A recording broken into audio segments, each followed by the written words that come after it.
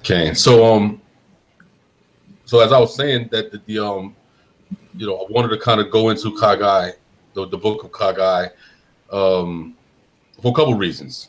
Um, the, the main one, the obvious reason, is it's one of those books that people very rarely ever talk about. Um, I think that if you were to investigate, um, investigate many Israelites' Bibles or the Tanakhs, whatever, Khaggai is probably one of those books in the scriptures that has very little, if any, highlighting going on. So it's one of those books. It's one of those prophetic books that is overlooked. You don't see much discussion about it, and I think mainly because maybe a lot of people just don't understand it. They don't understand what the connection is, what's going on, what's the time frame that Khaggai is occurring in, and how does it have any relevance to us today. One second here.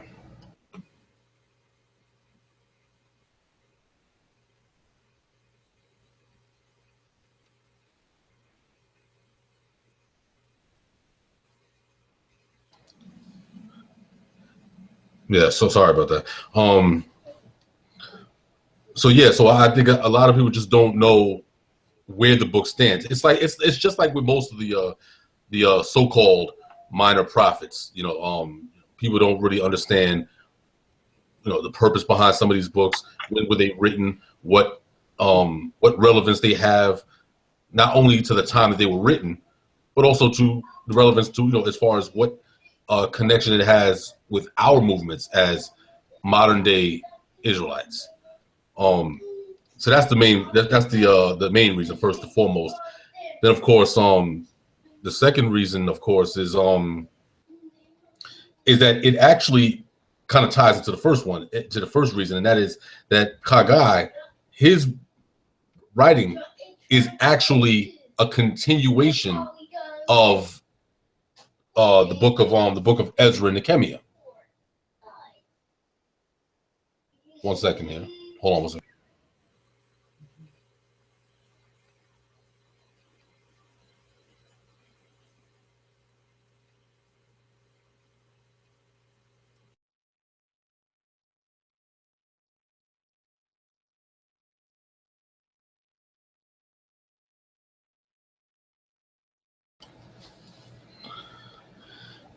Sorry about that.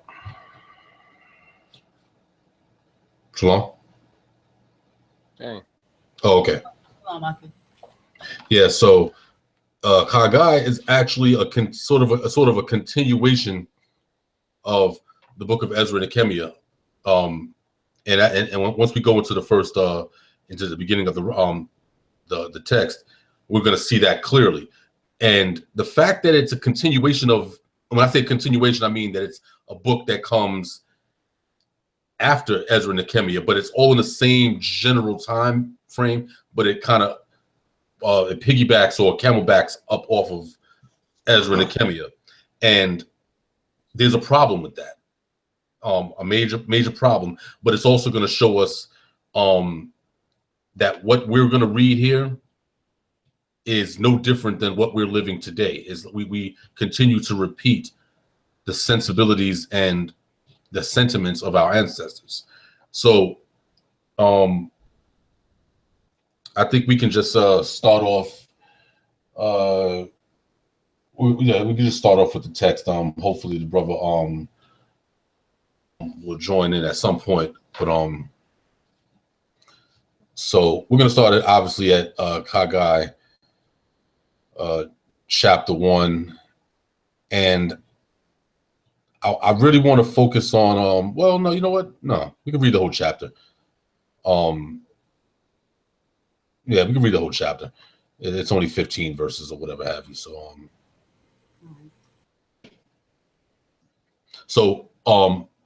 again, before we go into it, of course, I just want to restate that this is actually a continuation of the time of Ezra and Nehemiah, because of course when Ezra, you got to remember when Ezra, if you go to the beginning of Ezra, chapter 1, verse 1, yeah, in Ezra, Cyrus is the king of Persia at this point. So this is when, of course, the Persian Empire took over the Babylonians, and of course, it was a change of power. Cyrus was the quote unquote Messiah that was prophesied in Isaiah that would come, and of course would give the Israelites inroads to return to the land, rebuild the walls, and just start getting the getting the community and the various communities back together, getting them up and running so that the true worship of the Most High can be reinstituted in the nation, or at least in the remnants of the nation that's coming back. So now this is in the first year of Cyrus, king of Persia. Mm-hmm. Now, of course, when we go into into Nehemiah, it's the same time period. It's during the beginning of the Persian Empire. So again, Ezra and Nehemiah, they operate together, and we saw what Ezra and Nehemiah were accomplishing in their times. Their thing was they came back from the captivity, came out of Persia. They got trustworthy brethren together so that they could put the work in to reestablish the true worship of the Most High. So they're putting in all of this work. They're separating the wheat from the tare, getting all of these things done so that the Israelites that are still in the process of coming back to the land, they have something to come home to. They're coming back to a theological institution, a social institutions. They have everything that they're going to need to to jumpstart this this renewed kingdom of Judah.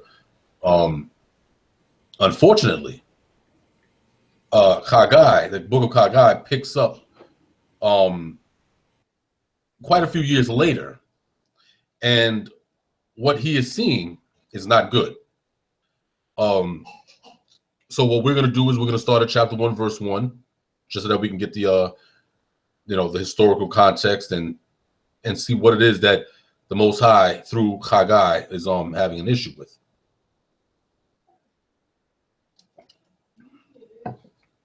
And if we could have a reader. Okay.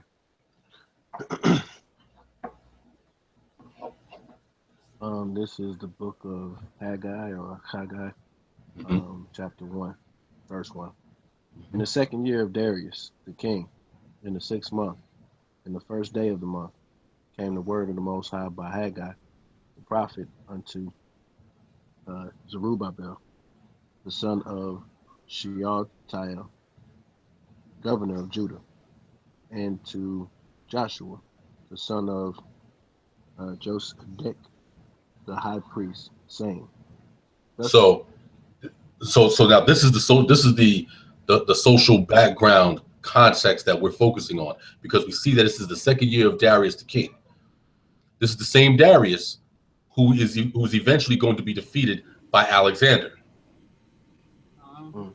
Or was it Darius the second? But anyway, in this, we're now approaching the time of the Greeks coming on the scene. So mind you, we're talking about well over 100 years has passed from the time of Ezra and Nehemiah to the time of Khaggai. A good bit of time, maybe a little bit more than 100, but I'm just giving just ballpark figures here, about just 100 years. And so we see that Nehemiah is no longer the Tirshatha, because his days have come and gone. He, of course, he was gathered to his fathers, whatever, and is resting.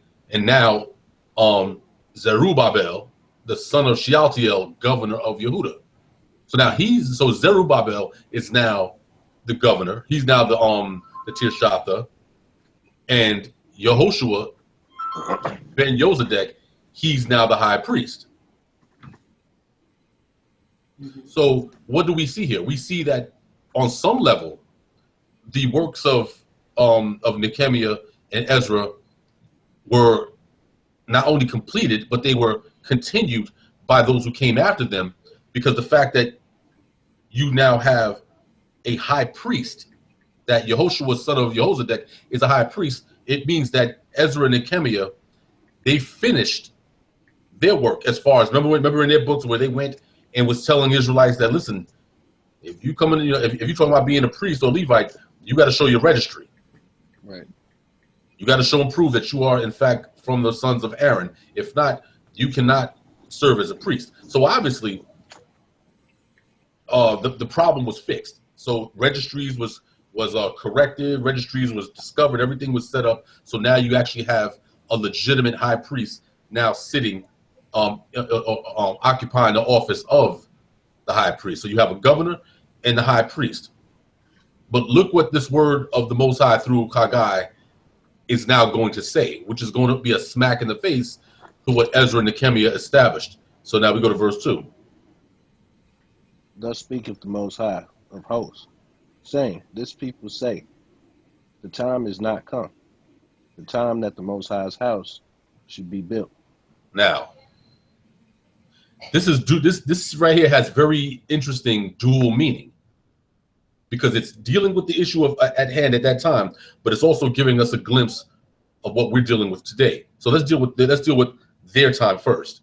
So what do we have here? We have 100 some odd years now after Ezra and Nehemiah are now rebuilding the walls, and started the process of trying to get the house of the Most High rebuilt. And here we have maybe 2 generations go by, and this house is not completed. There's no temple.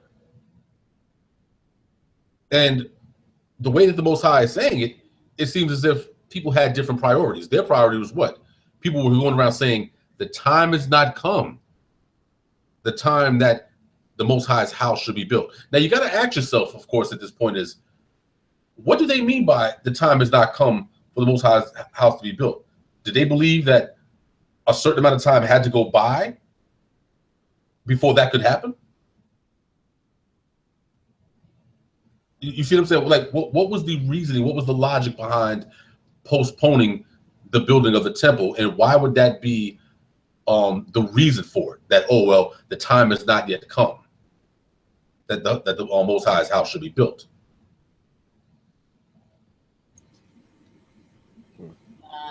Maybe because, I don't know, I was going to say something about the priests or the people needing to be rededicated. Well, yeah, that would be a logical conclusion if we did not have the testimony of Ezra and Nehemiah. Ezra and Nehemiah had already solved those problems. You saw how Nehemiah was getting down. Nehemiah was like, "Oh, wait a minute. Oh, you guys are not keeping the Shabbat. You're over here selling and doing all manner of Shabbat." Okay, and he had to put hands and feet on some people to let them know that, listen, this is going to be enforced to the T. And if you guys come back around here, it's going to get very ugly. And he had his little team on the side of him, and they were letting it be known. So anybody that comes to this gate on the Shabbat, you know what I'm saying, they're gonna, like the old saying goes, they're gonna get hands and feet put on them. So Nehemiah straightened that out. He straightened out the issues of the marriages. He straightened out the issues of the Shabbat. He straightened out the issues with of the rebuilding of the walls, and then rejecting the Samaritans who wanted to come in and be down with the program. And he was like, no, you have nothing to do with us building this. Keep it moving. You guys got to keep it moving. So all of these issues had already been handled during Ezra and Nehemiah's time. But now the fact that here it is, we're 100 some odd years later, and the house of the Most High is not built. And not only is it not built, but there seems to be a sentiment among the people that, well, the time has not come yet. Now, we can kind of, debate on what exactly that means, or what did they mean by that. But the one thing is for sure, the Most High was not pleased with that statement. So let's go into verse 3. And the Most High is going to address it. And it's very interesting because it puts us on blast as well in this day and time.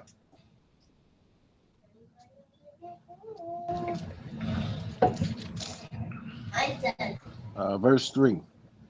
Then came the word of the Most High by Haggai, the prophet, saying, Is it time for you, O ye, to dwell in your sealed houses, and this house lie waste?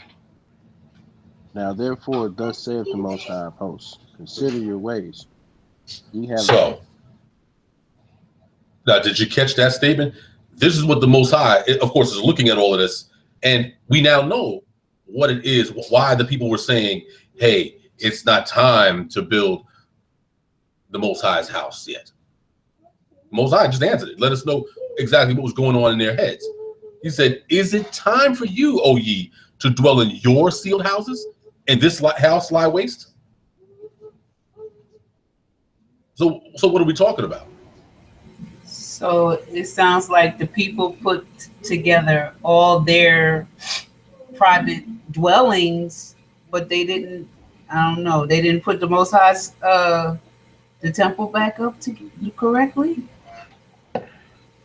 They were exactly. They were focused. Everyone was focused on their own homes. They're focused on their own quality of living. So the work of the Most High had to kind of go in the back burner. It's like, yeah, I could give this money over here to the priest so that we can kind of finance the building of this temple, but you know, the way my account's set up and the way I'm trying to get this, you know, I'm trying to get this little mini mansion over here in Susa. So that's not going to work for me. This is what was actually happening. Now, mind you, we know the Most High does not have a problem with us having, you know, beautiful homes and dwelling in peace. That's the whole purpose of redemption. It's like so you can get back to a state of being peaceful, because when you're at peace and you're at wholeness within oneself, you're more prone to serve the Most High more fervently. When you don't, you know, but when there's chaos in your head, you can't really serve the Most High the way that you want to because you're so focused on the chaos. So the Most High has no problem with us having, you know, the beautiful lifestyles or whatever the case, but everything that we do has to somehow tie back into this work. So yeah, live your life, have a good quality of life, whatever like that. Have all of that, but all of these things are supposed to be the ends, you know, a means to an end, and these are the means, and the end is to serve the Most High. And how do you serve the Most High? By serving His people. This is where the Most High, of course, is taking issue with the people. Now you got to remember something too. Many Israelites did not leave Persia. When the 70-year captivity was over, many Israelites stayed in Persia. They stayed there. Now, whether that's, you know, I'm not going to necessarily argue whether that's a good thing or a bad thing, but just stating the fact that here it is, when the opportunity arose where the people could go back to the land and help with the rebuilding of the nation. Mm-hmm. You had Israelites who remained in Persia. After Cyrus already gave them the permission, like, hey, listen, I'm going to fund y'all. Y'all not going to have any worries. You know what I'm saying? We piece you off with all types of money, and so that you can make a smooth transition back into your land.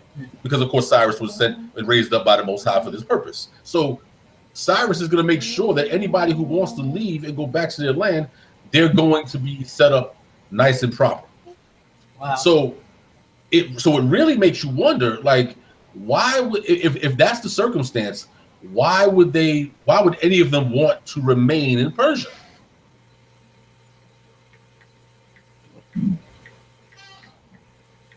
And again, you know, whether that's a bad thing, good thing, or bad thing, or whatever the case,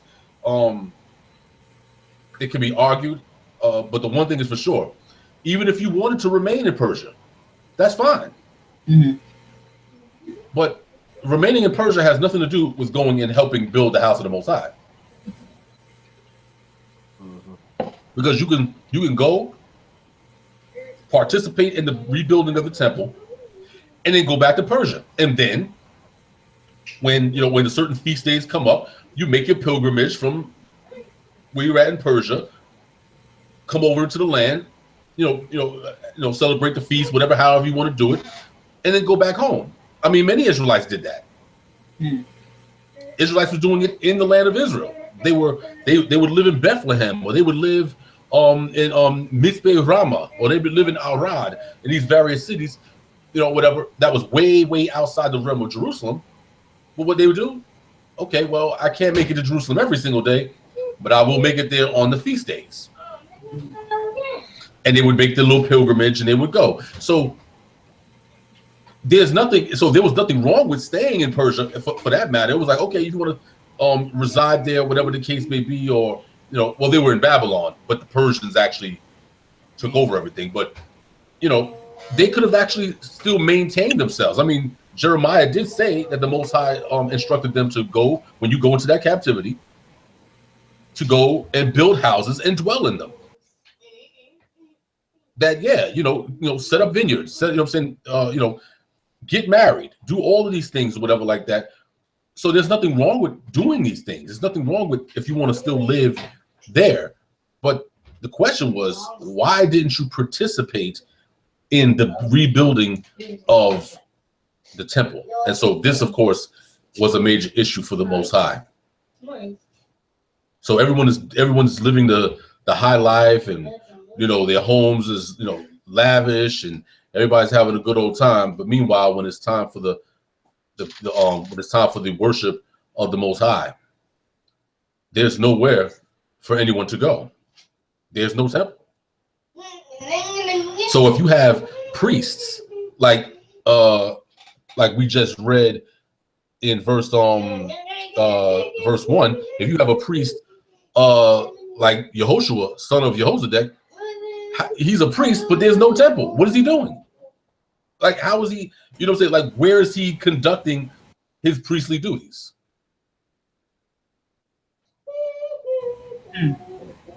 So of course this is problematic.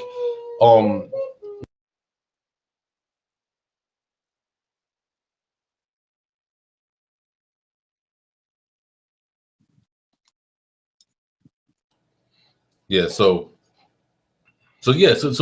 this situation is problematic as far as the Most High is concerned, because again, if everybody's living fine, you chilling up in Persia, whatever the case, or Babylon, how is it that we're now a century later and nobody has continued the work of Ezra and Nehemiah? Wow. You can understand why the Most High, of course, is, he's kind of, for lack of a better term, he's kind of pissed off about this. Like, what was the point of me sending my servants, Ezra and Nehemiah, to lead y'all out of here? What was the purpose of me setting up Cyrus, putting Cyrus in a nice position coming into power in Persia so that he would make your transition smooth? What was the purpose of doing all of this if you're just gonna kind of like not rebuild anything? Just like, well, now we're free, so. And so, of course, the Most High has an issue with this. So, so now we continue, and where are we at? Verse 5, verse 6 actually. Verse 6. Yeah, but now mind you, verse 5, the Most High says, "Now therefore, thus saith the Lord of hosts, consider your ways." Think about what I'm telling you. That Ye have sown much, and bring in little. Ye eat, but ye have not enough. Ye drink, but ye are not filled with drink. Ye clothe you, but there is none more. And he that earneth wages to put it into a bag with holes. now, So it's obvious that our people they were prospering. Like, so you so much, but you're bringing in little. So everything that you have and everything that you're moving forward in obtaining, it's actually for nothing, because none of it is going back to reestablishing your kingdom. Everything that you're doing is what is being put so that you can establish Persia. All of your everything that you do is for the upliftment and for the continued development of the Persian Empire, but it's not for the establishing of your kingdom. So this is why the Most High says you have sown much. So you put in a whole lot, but you bring in little. You eat, but you don't have enough. You drink, but you are not filled with drink. You get all these clothes, but it's still not keeping you warm. And you earn wages just to put it into a bag with holes. A waste of your energy because the money that you're making is not commensurate with the time and effort you're putting in. Why? You have nothing to show for it, because look who you're giving it to. You're giving it back to the Persian Empire. Whereas if you were back if you were establishing your kingdom, you would directly benefit from what you're investing in. Yeah. Directly benefit. You would see the benefits immediately. So what does the Most High say again in verse 7? Thus saith the Most High of hosts, consider your ways. Once again, consider your ways. Let's go. Go up to the mountain and bring wood and build a house, and I will take pleasure in it, and I will be glorified, saith the Most High. You looked for much, and lo, it came to little. And when ye brought it home, I did blow it upon it. Why? Saith the Most High of hosts, because of mine house that is waste, and ye run every man into his own house. So the Most High say, yeah, you looked for much, and lo, it came to little. And when you brought it home, I did blow upon it. Meaning everything that you over here trying to make this move and that move, and you trying to get your come up, and then you wonder why it seems like you just never can really get on your feet the way you want to. And you keep wondering, like, why does it seem like every time I'm about to, go into the black, I end up right back into the red again? And the Most High basically is saying, because I'm frustrating your efforts. He says, why? You know what I'm saying? That when you bring it home, I blow upon it. Why? Because my house is laid waste, and you and every one of you run to your own house. So you're making sure that your situation is nice and tight. But meanwhile, the hyenas are running to and fro over the area where my temple is supposed to be built. Like, this is how you treat me? Continue.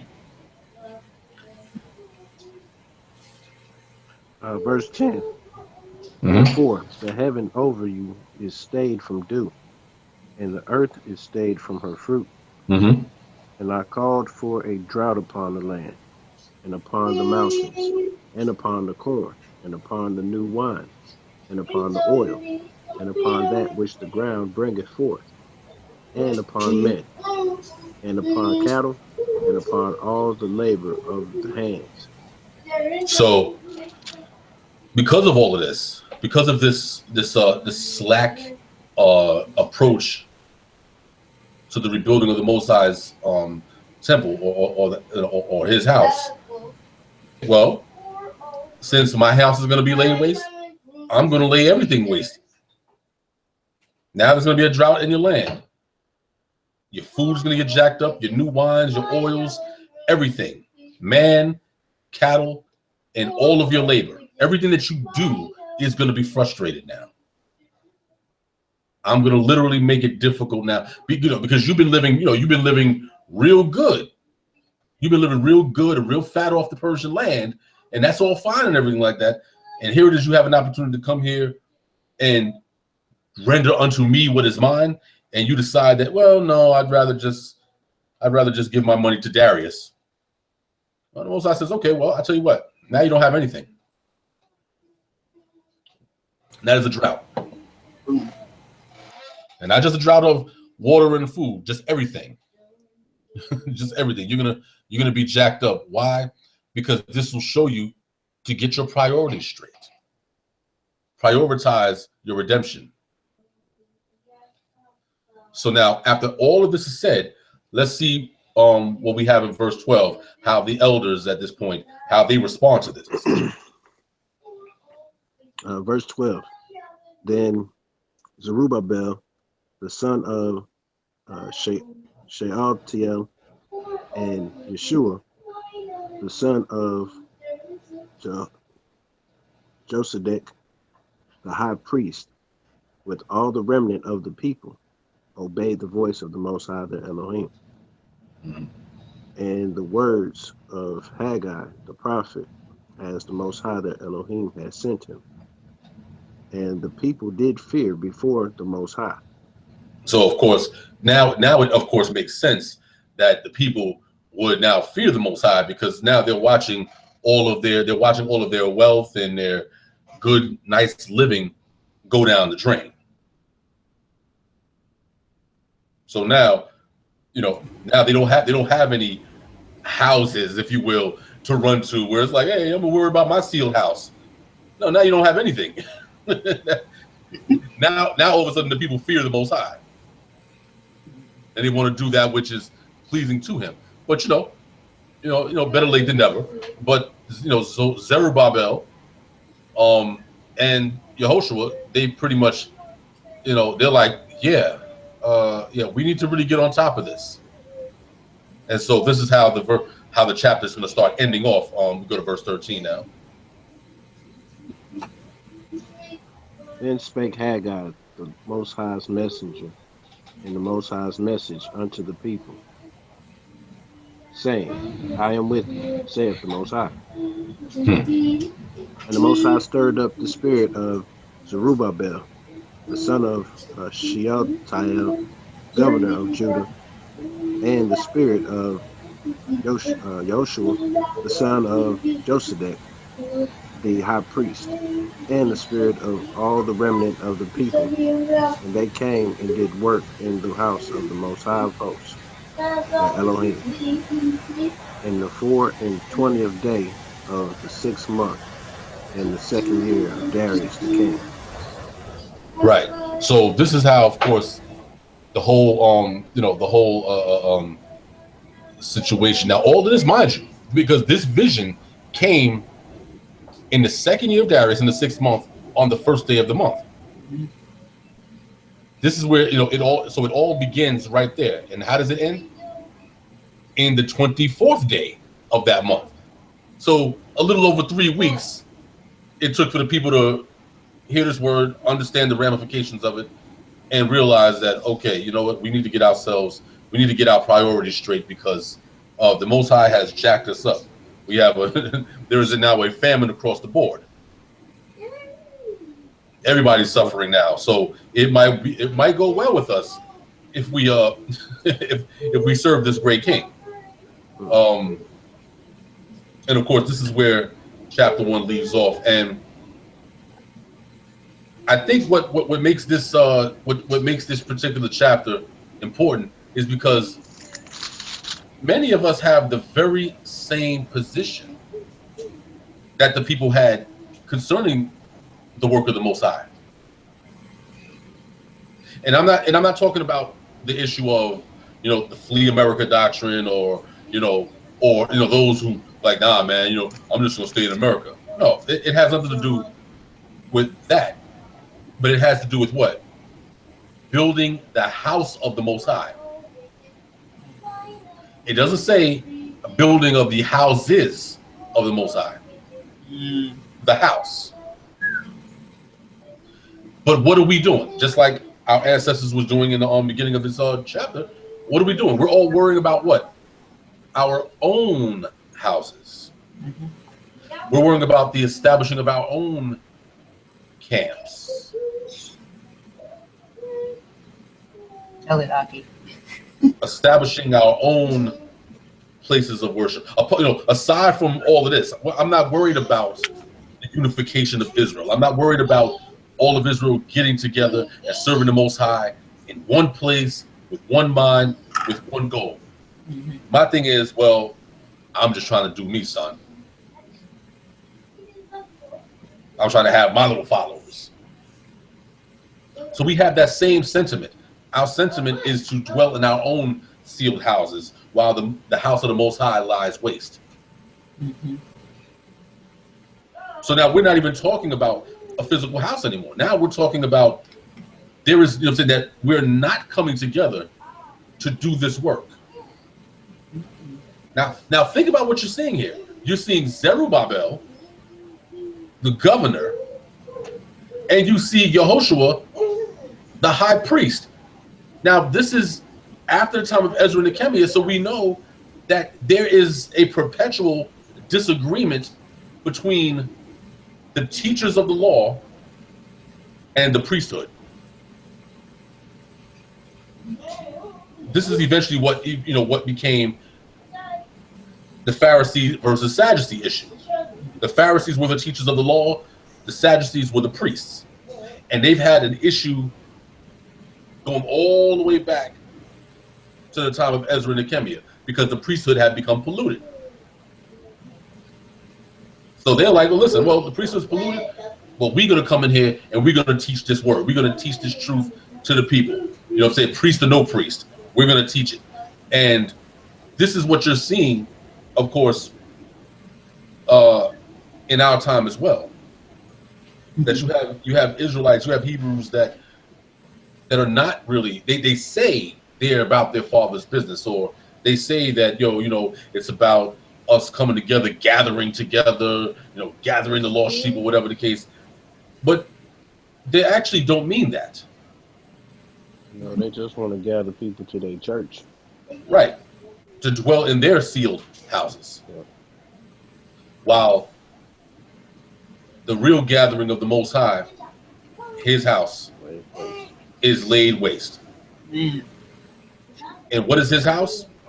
When the stick of Judah and the stick of Joseph are brought together in the book of Ezekiel. And I didn't hear you, brother. Did you say 3 sticks? 1 stick. 1 stick. 12 sticks. 1 stick. GOCC and IUIC. 1 stick. Tanakh based, New Testament based. 1 stick. Oh, okay. I was a little confused for a second. So these sticks will twist together and make 1 stick. Exactly. Twist together. Meaning that, listen, that's a difficult thing because both sticks, they're not the same. Right. But the Most High is like, that's it, but that's beside the point. Right. Absolutely. You're going to come together. So, go ahead, Aki.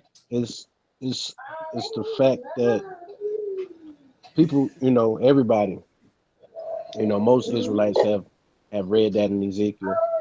And I think the thing is, exactly what we're touching on right now. Mm-hmm. Some of them are like, okay, let's make this happen. And then the rest of them is like, well, we're just going to wait for it to happen. Right. You know what I mean? Just understanding, okay, this is a prophecy in Ezekiel, so it's going to happen. So some of us, not knowing that it's our job to make this happen, is like, well, we're just going to wait. We're going to gather all the people we can to our little branch on this stick, and then we're just going to wait for the stick to get joined to the other stick. So, I mean, that's what I see a lot of going on. We'll gather all the people we can to the branch of whatever stick we belong to. Whatever stick we actually belong to, our little branch on that stick, we're going to see how many people we can get on this one branch. And then whenever the 2 sticks get joined together, we'll just be here. We'll just wait for that to happen instead of trying to grab the other branch and say, hey, all right, you twist this way and I twist this way till these things twist together. Right. Yeah. That's in a nutshell, that's pretty much what it is. And And you have, and a lot of us don't even realize that that very sentiment is what continues to prove to the Most High that we are not redeemable yet. Right. As Kevin Hart would say, he wasn't ready. Yeah, wasn't ready. Time out. Wasn't ready. Yeah, I mean, and that's what's in the and what's sad about it is that the Most High establishes this all throughout the books of the prophets, especially in the book of Jeremiah. And I love going to this particular prophet because, you know, when we talk about the importance of nationhood, and we talk about the issue of us moving together as a unit. Here you have Jeremiah, and he had to be. I mean, he had to be just like heartbroken because he's righteous. He's a righteous prophet. His mind is right. He knows what the Most High, you know, because remember he was originally a priest, so he already knew about as far as what needed to be done to serve the Most High. He was very clear on these issues. And then the Most High called him to be a prophet. He goes out and prophesies to the people. But mind you, he's righteous. He's still doing what he's supposed to be doing as a servant of the Most High. But because the Most High is about every one of us moving as a unit, move as a unit or don't move at all, is that when he prophesied that we would go into the Babylonian captivity for 70 years. Right with him. He went right with them. Now listen, if you were the prophet Jeremiah, if you were Jeremiah, you cannot tell me that you would not be pissed off. I know. Yeah. I you know, from it just reminds me of my days in the Army. It's like, you know, if one person messed up, the whole squad got it. You know, everybody was in trouble. So it's like, there you go. So it's like, you know, I definitely can see that because it's like, you know, here he is, you know, his uniform is pressed, his boots is shined, his bunk is made up, you know, properly. Right. Everything is good to go. He done cleaned his weapon good, and drill sergeant comes through and do an inspection. And your battle buddy's all jacked up, and now everybody's in trouble. You know what I'm saying? It's like, oh, exactly. Man, like, why did I even do all this for? I should have just not cared. What was the purpose? And you know, I think Jeremiah expressed some of them sentiments. It's like, I don't want to do this. You know what I'm saying? I don't want to do this no more. Yeah. Right. One of my favorite. That's probably my favorite portion of the book of Jeremiah, chapter 20. Because if you look at his sentiment. I mean, matter of fact, let's just go there real quick. I mean, you know, being that we kind of conjured up his memory here. Like I said, it's one of my favorites because it really shows you, you know,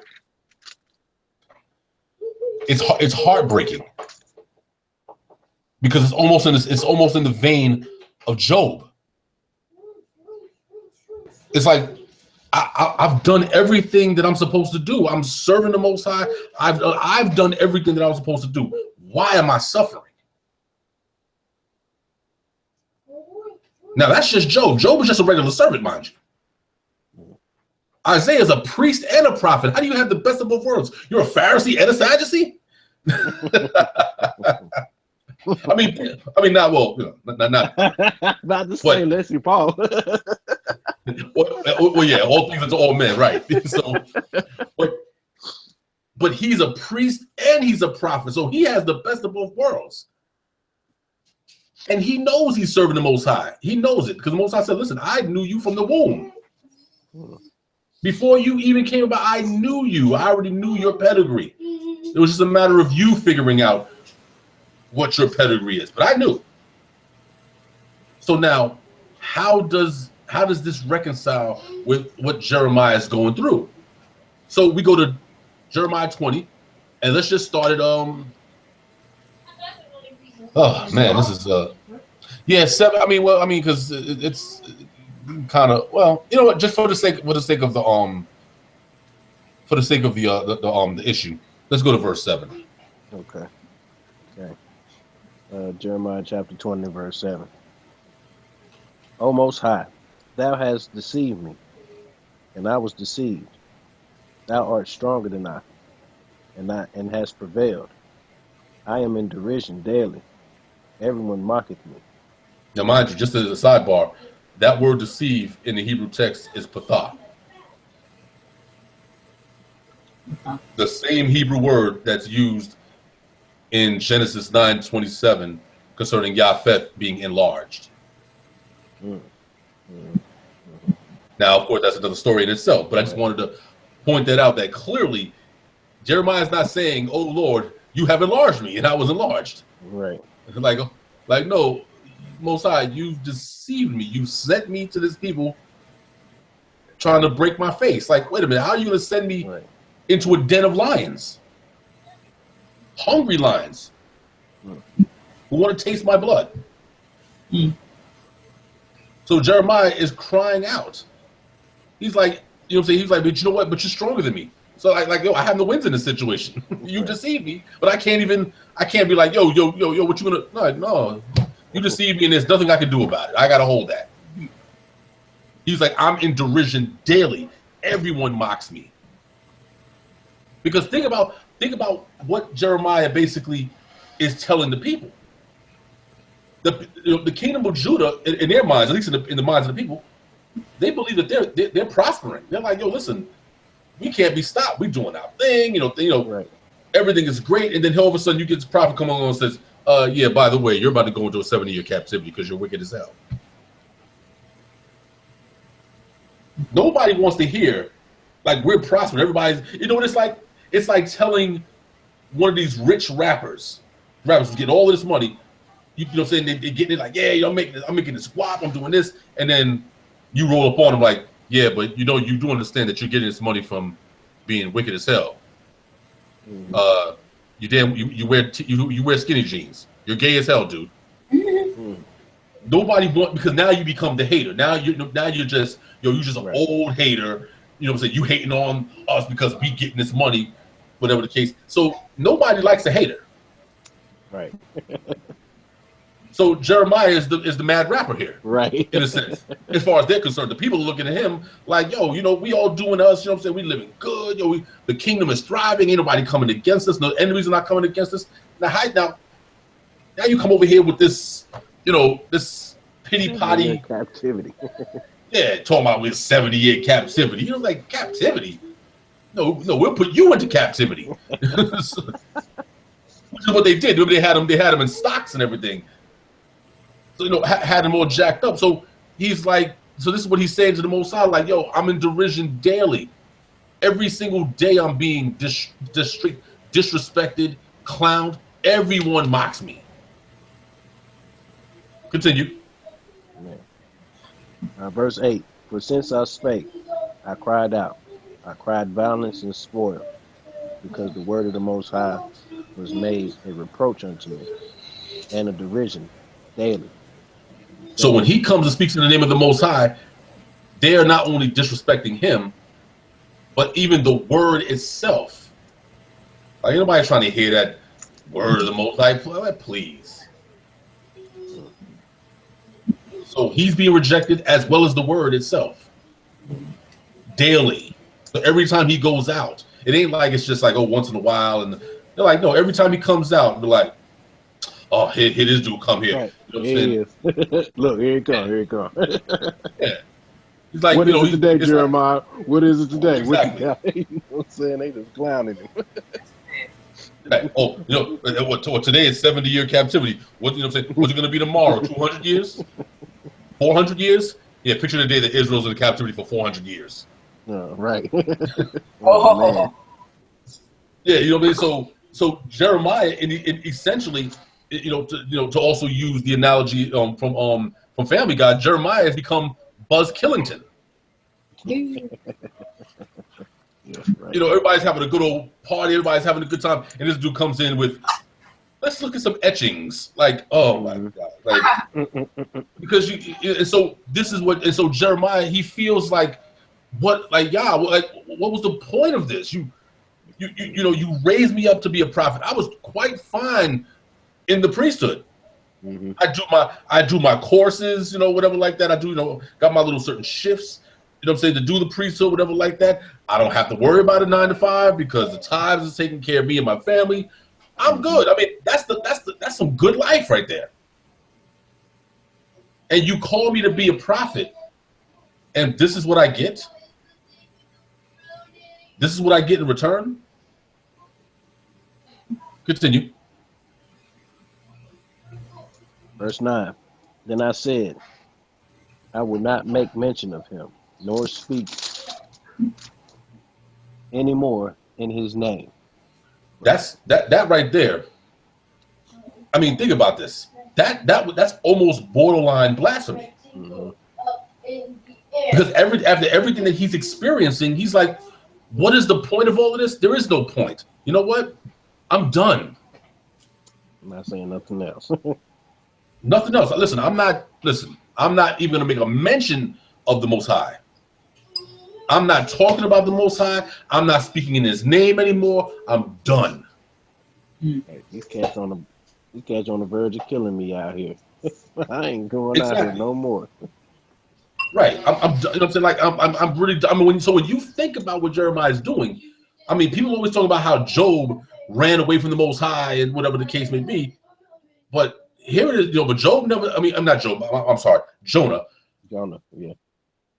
Jonah never. He never said, "Oh, nah. I'm not speaking anymore in the Most High's name. I'm going over here to Tarshish." No, he just simply said, yeah, I'm not going to Nineveh. These damn evil bastards. No, I'm going to go this way. Jeremiah is not just simply saying, hey, I'm not going to talk to these people. He's like, I'm not speaking in your name anymore. I'm done with this whole Tanakh life. Because what am I getting from it? What am I gaining? So you have to be on the verge of losing your mind to make a statement like this. Because no sane Israelite would ever make that statement. Man was under a lot of stress. Yeah, I mean, think about. I mean, if we were to just read in the previous chapters, you would see that even in verse 3, it said in verse and it came to pass on the morrow that Pashur brought forth Jeremiah out of the stocks. He's locked up. Yep. So not only is he getting ridiculed or whatever like that, they got him. They done threw him into solitary confinement. He's in the box, whatever like that, jacked up with yokes, yokes of iron around his neck, whatever. He's in the stocks. So you can understand, in a sense, why he's even approaching a situation like this. Because, like, what is the point? I'm not going to live my life like this. I can't do it. But so he does make that statement that I will not make mention of him nor speak any more in his name. But what does he say right after that, though? But his word was in mine heart as a burning fire shut up in my bones. And I was weary with forbearing, and I could not stay.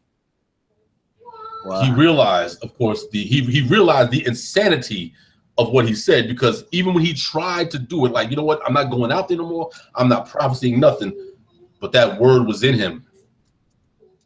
Yeah, wasn't gonna let him. And he's like, it's sort of like almost being, and I hate to use the quote unquote the Christian terminology, but but it was like the spirit was convicting him. Mm-hmm. You know what I'm saying? He's like, no, I ain't doing that. But then all of a sudden that word is like, come on now. You know you want to go out there and teach the people. You know you want to go out there and teach. You know you want to break that scripture down. Mm-hmm. And he's like, yeah, I actually kind of do. So and that's a beautiful situation, because it also shows you that he was really about that life, but it was more about the frustration or whatever have you. So of course he approached it accordingly. So now verse 10. For I heard the defaming of many. Hear on every side. Report, say they, and we will report it. All my familiars watched for my halting, saying, peradventure he will be enticed, and we shall prevail against him, and we shall take our revenge on him. But the Most High is with me as a mighty terrible one. Therefore my persecutors shall stumble, and they shall not prevail. They shall be greatly ashamed, for they shall not prosper. Their everlasting confusion shall never be forgotten. Now, powerful stuff. But what I wanted to do is I wanted to go back up to the prior verse, verse 10. Mhm. And it's very, very interesting that what he says is about concerning this report and how all his familiars watched for his halting, for his downfall. Mhm. The term familiars, when you think about familiars, like, oh, all of my familiars wanted to see my downfall, you're like, oh, well, yeah, okay, that family, people who were close to him. Mhm. But what's interesting is it's not quite what the Hebrew says. Not quite what the Hebrew says. Really? Yes. And real quick, I'll do the give me 1 second here. I'll share my screen so that look at the situation. And once again, it just continues to show how sometimes how the English is the English is so funny. Can y'all see it clearly? Con. I got him looking at mine. Okay. I can see it. So here we have in the Hebrew text here, we have Ki Shamarti Dabat Rabbi Megor Masabib Hagadu Wanagidenu Kol Enosh Shalomi. Now, Kol Enosh is the term that we want to focus on. Oh. I'm sure you're seeing something here. Yes, because there's a joining word there that is left off. Shalom, Enosh. Okay. Enosh, man, mortal man, person, mankind. This is the same word. Let's see. This is the lowest state of man, isn't it? Bingo. That's what I'm waiting for. That he called his familiars. It says, Kol Enosh Shalomi. And in this term, because of course, shalom, by implication, shalom means peace. But the actual meaning of shalom or shalom, it means completion, or something that's completed or whole. So when we look at this, that's why they drop off the term shalom. If you look in the blue letter, you see that they drop it off like you said, because the term enosh shalomi, what I'm saying? So it's like saying my completed people or men. But this is enosh. When you go and you click on the term for enosh, enosh literally means it's the lowest form of man, and it means to be weak or sick. If I can just get the root here. Yeah, nush, which is to be weak, sick, frail. So a bunch of frail men. All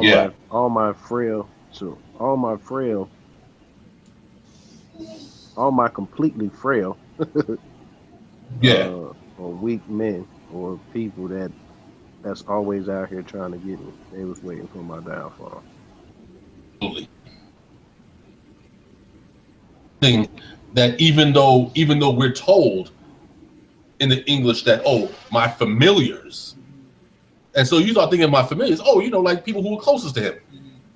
Well, maybe, but that's not what that term is saying. Mm-hmm. And when I first read it, you know, especially just looking at the background context, you know, of the previous verses and everything. When I saw familiars, I immediately thought of his familiar foes, like my familiar enemies. Like I know them, you know what I mean? Like I know who they are, so they are familiar to me, but they not really for me. They always been against me, but they just familiar to me. You know what I mean? Like Absolutely. People you always do battle with. Like, you know, if I see him in the streets, it's on. You know what I'm saying? Like, yeah, but we familiar. Like we know each other. You know, so exactly. So yeah, but you know, going into the Hebrew, it gives it, you know, a whole another level of understanding as far as that's concerned. Okay. So this is what Jeremiah, again, you know, just so that, you know, this is the reason why we went to Jeremiah 20 is so that so that when we're looking at this, here it is that you get to a point when you begin to see the condition of your people and the importance of community, because here it is, he's prophesying of this, you know what I'm saying, of this 70-year captivity throughout his entire book. This is the whole theme of his book. He's telling the people, you know, hey, you want to sit here and waste your time and be a bunch of wicked bastards, the Most High is going to wrap it up for you. You're done. You're going into captivity. I'm good. And listen, I'm serving the Most High, so I'm good. And then lo and behold, the captivity comes and Jeremiah's right along with them.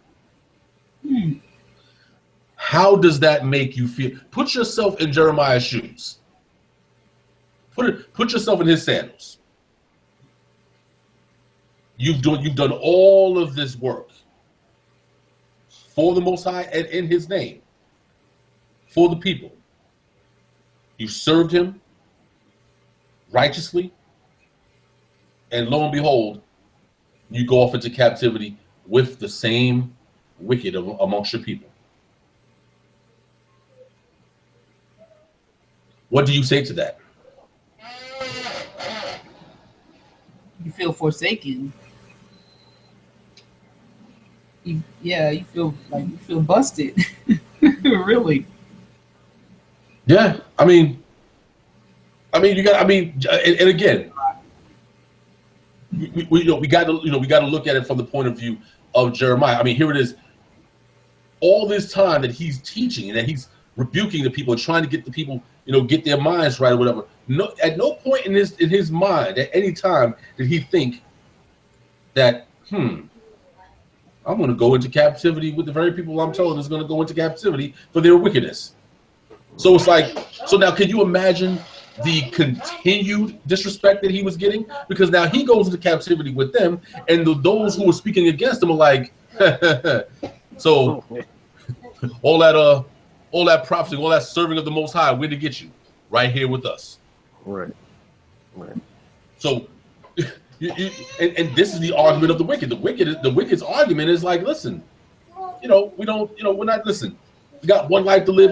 We can go to Wisdom of Solomon. That's the first two chapters. Say, listen, we only got one life to live. There's nothing going to be after. You know what I'm saying? We got to live our life. Just do us. Yep, that YOLO mentality. Exactly. So now, how does the righteous combat that argument? Because you have people that will say, okay, well, you're so righteous, why are you here with us? Where is God now? Where is this Most High you speak of? See, we know why we're jacked up. We're evil as hell. So we know why our situation is. But why is your situation like that? So does it really make a difference to serve the Most High as opposed to just serving yourself? You got the same outcome as we got. So of course, the righteous looks at these situations,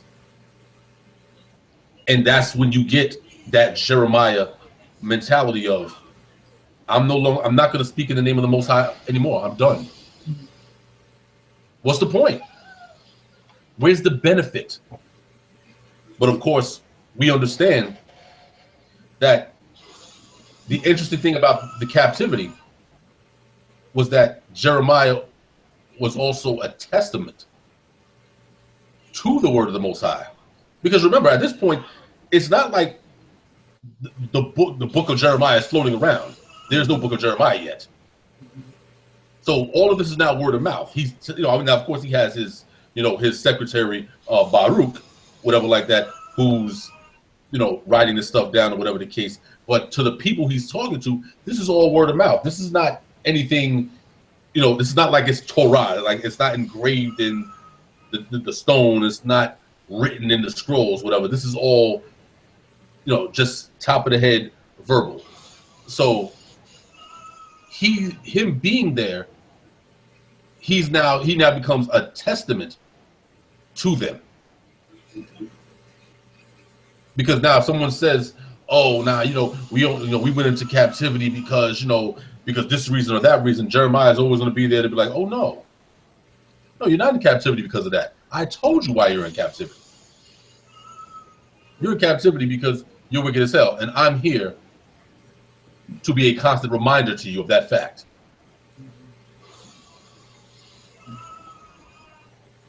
So it's a hard situation. But again, the Most High, and of course this is the theme of what we were just talking about, is that the purpose, the Most High does not want us moving as individuals,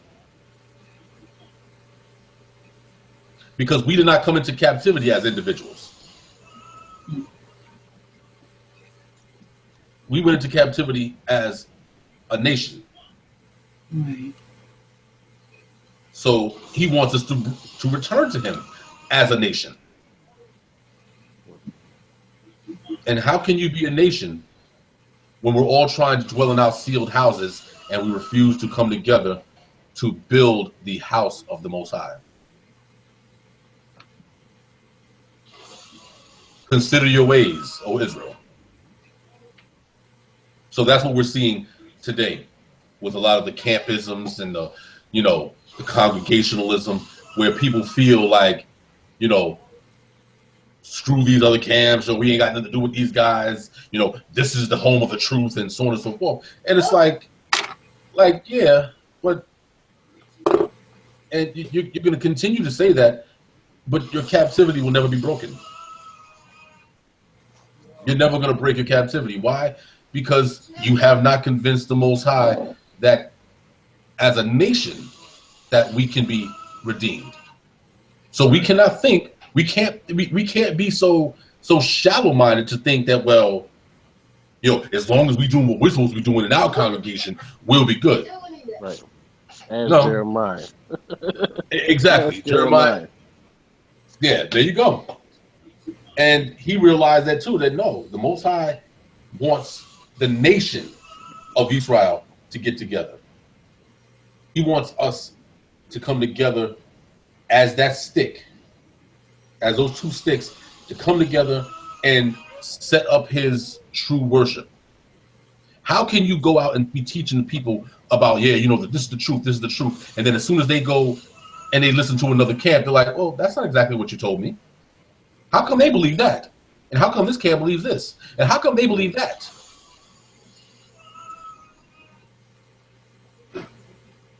So essentially, then what are we really saying? What we're saying is that, well, we don't have the truth. We only have elements of the truth. It's only elements. It's like Voltron. Yep. Voltron, the lions, the separate lions, they can do their little thing by themselves. It's all good, whatever like that. But they can never really go against the roe beasts. Nope. Roe beasts come and smack the lions all over the place. Yep. It was only when they all came together and said, okay, you know what? Enough of us getting smacked around individually. No, now it's time to form Voltron. Feet and legs, arms and body, and I'll form the head. Yep. And we move forward, pull out that sword, and all the roe beasts, they get laid out. Yep. This is, And Dyson. exactly. Now, of course, I'm bringing up Voltron and Road Beast. That's for you older heads out there who remember that stuff. You younger guys, y'all are not really, y'all not really up on that. But that's what the Most High, of course, is waiting for us to stop trying to fight the enemy as single individual lions. Yes, we all have our power and our strength individually. Yes, we all ISUPK. Yes, they're strong and they have power in their own on their own, no doubt. IUIC, no doubt. GOCC, Beni Adat, all of these great camps, regardless of doctrinal issues, whatever, all of these great camps, because all of these camps, their purpose is to what? Regardless of doctrine, right? Their agenda, Children of Israel. Wake up the children of Israel and to try to bring them to the worship and the service of the true and living power. Yep. So, names on the Most High side, camp affiliation aside, all of Israel agrees that that's what they're trying to do. So all of these camps, they're able to do these things. They have the power to make this move, make that move, and do all of these great things. But if any one of these camps were that great, if they were really great, this captivity would be over. There'd be no more captivity. Yeah. If we were as great as we would like to believe we are. Because again, you have the red lion and the green lion and the yellow and the blue and the black lion all trying to fight independently the enemy, and we're getting smacked around. Voltron, people. Voltron. So I don't even think brethren, it's come to where where the camps are actually fighting against our enemy. We're just posturing, well, Rome, and well, the Edomites, and I don't see where anybody's ready to actually go into warrior mode or and unite. And if we read our own records, you see that Israel always had to somehow come together to defeat the enemy. So are we just not getting it, like that we have to be cohesive? And to me, it reminds me of the Christian churches. Like, there's a bajillion Christian churches. Like, they all say that they worship, Christ or whatever, but there's a bajillion of them. You know what I'm saying? So now you got all these different camps, and people are like, should I go to this one because they wear purple and gold, or should I go to this one because they all wear white? You have to make these choices when you shouldn't have to. You should just be able to come to know that you're an Israelite and that we have to be together. So the fighting part, I don't even see that yet. Maybe that's just me where I've been, but I don't even see that, because then you got to get approved. You got to get approval from your elders, and you got to, you know what I'm saying? You can't. Right. Right. And there's, different elders everywhere, and I don't know. It's just all this dissension. So it's we're not there yet. Oh yeah, we're not. I mean, because we got to remember, all of this is a process, and I think that sometimes, I think Israelites tend to romanticize our history a lot. They do a lot of romanticizing. They try to make it seem as if these events were they happened much quicker than they did. So when we hear people say, 70 AD, man, we went into captivity, you know what I'm saying? And then we came to America. Like, whoa. It was 1,400 years we got to talk about first. A lot of years in between there. Yeah, we got to cover 1,400 years of history here. You can't go from the temple being destroyed to America. Like, like what's that? I think Killer Priest said it in his song One Step, when he was like, we went from Jake. He was like, how it goes? before he said we took the first boat from Jacob to Jamaica. Promised us 40 acres and a mule. Treated like an animal, understand the jewel, brought to the 50 states, Deuteronomy 28, verse 68, it all relates. And it's like, okay, that was a hot line for that time, 1997. It was like Israelites was like, yeah, you know what I'm saying? But it's like, yeah, wait a minute. We went from Jacob to Jamaica. And he said we were brought to the 50 states. No, we were brought to the 13 colonies. Yeah. As a matter of fact, they weren't even colonies yet when the first of us got over here. So when we were brought to Jamaica, there was no colonies yet. So, but even though I understand it's for the sake of the song, for the rhyming part, part of it, and I understand that. And it's still a great, incredible song. But Israelites tend to do that in all seriousness. So we know what the song is talking about. But Israelites in real time, they tend to romanticize a lot. They'll skip over massive chunks of history and make it seem as if these things just happen, bink, bink, bink, bink. And it's like, no. And neither will our redemption happen in that manner. It's going to be a process. When you consider the valley of the dry bones in Ezekiel, if you notice, it didn't say that it was one skeleton in the valley. It was multitudes of skeletons. It was the entire, the entire house of Israel? Is that what it said? The entire house of Israel. But all of that was done in stages as well, because you go from the bones being very dry to what? It goes from being very dry to there being a shaking. And then from the shaking, you got bones kind of come together. Then you have sinews coming together and flesh and all of this. Then of course, the bodies stand up. And then lastly, the breath of life is put in them, and now they are living. These are all processes of, these things are happening in process of time. But they're all happening as a cohesive whole. There is no individualism. And until Israel understands that, and of course, again, the reason why, bringing out the book of Khaggai, chapter 1, until Israel understands that, any talk about unity, any talk of, gathering, any talk of, Israel united or whatever, it's all for the cameras. Because you really don't believe it.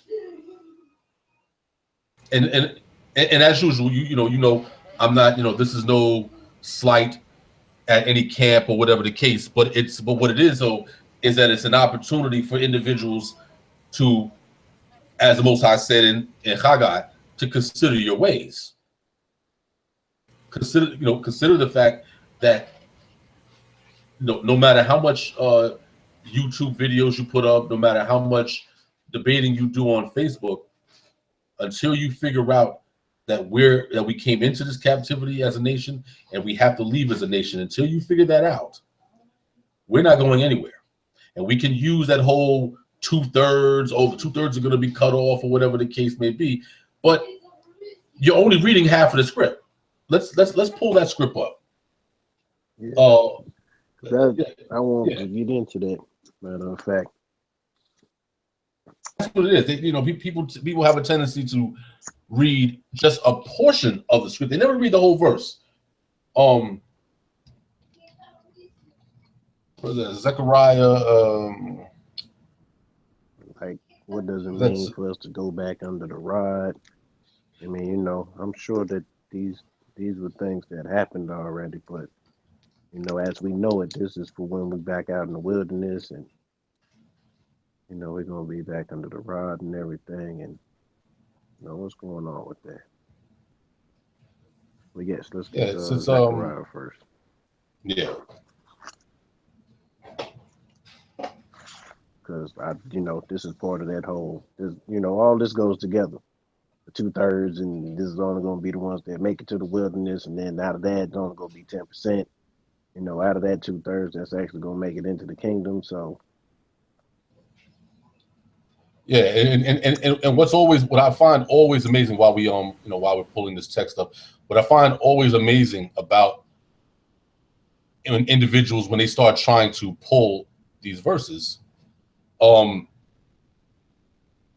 what's funny is that they always say it as if they are part of the 1/3. Yeah, true. Like they got that golden ticket from Willy Wonka or something. You know, Yeah, gave and you it's a like, golden ticket. yeah, and it's like, okay, cool, yeah, you. I mean, listen, there's nothing wrong with believing that that hey, I'm doing the right thing. The Most High is going to bless me, and so on and so forth. That's all cool and dandy, but you don't know for sure. None of us know for sure. That's why our ancestors taught us what? Be not sure of yourself until the day of your death. Because on the day of your death, you will finally know where you stand. Because you of course now will be in the presence of the Most High, and then the Most High will determine if in fact you're going to be part of the 1/3. Until then, you really don't know where you stand.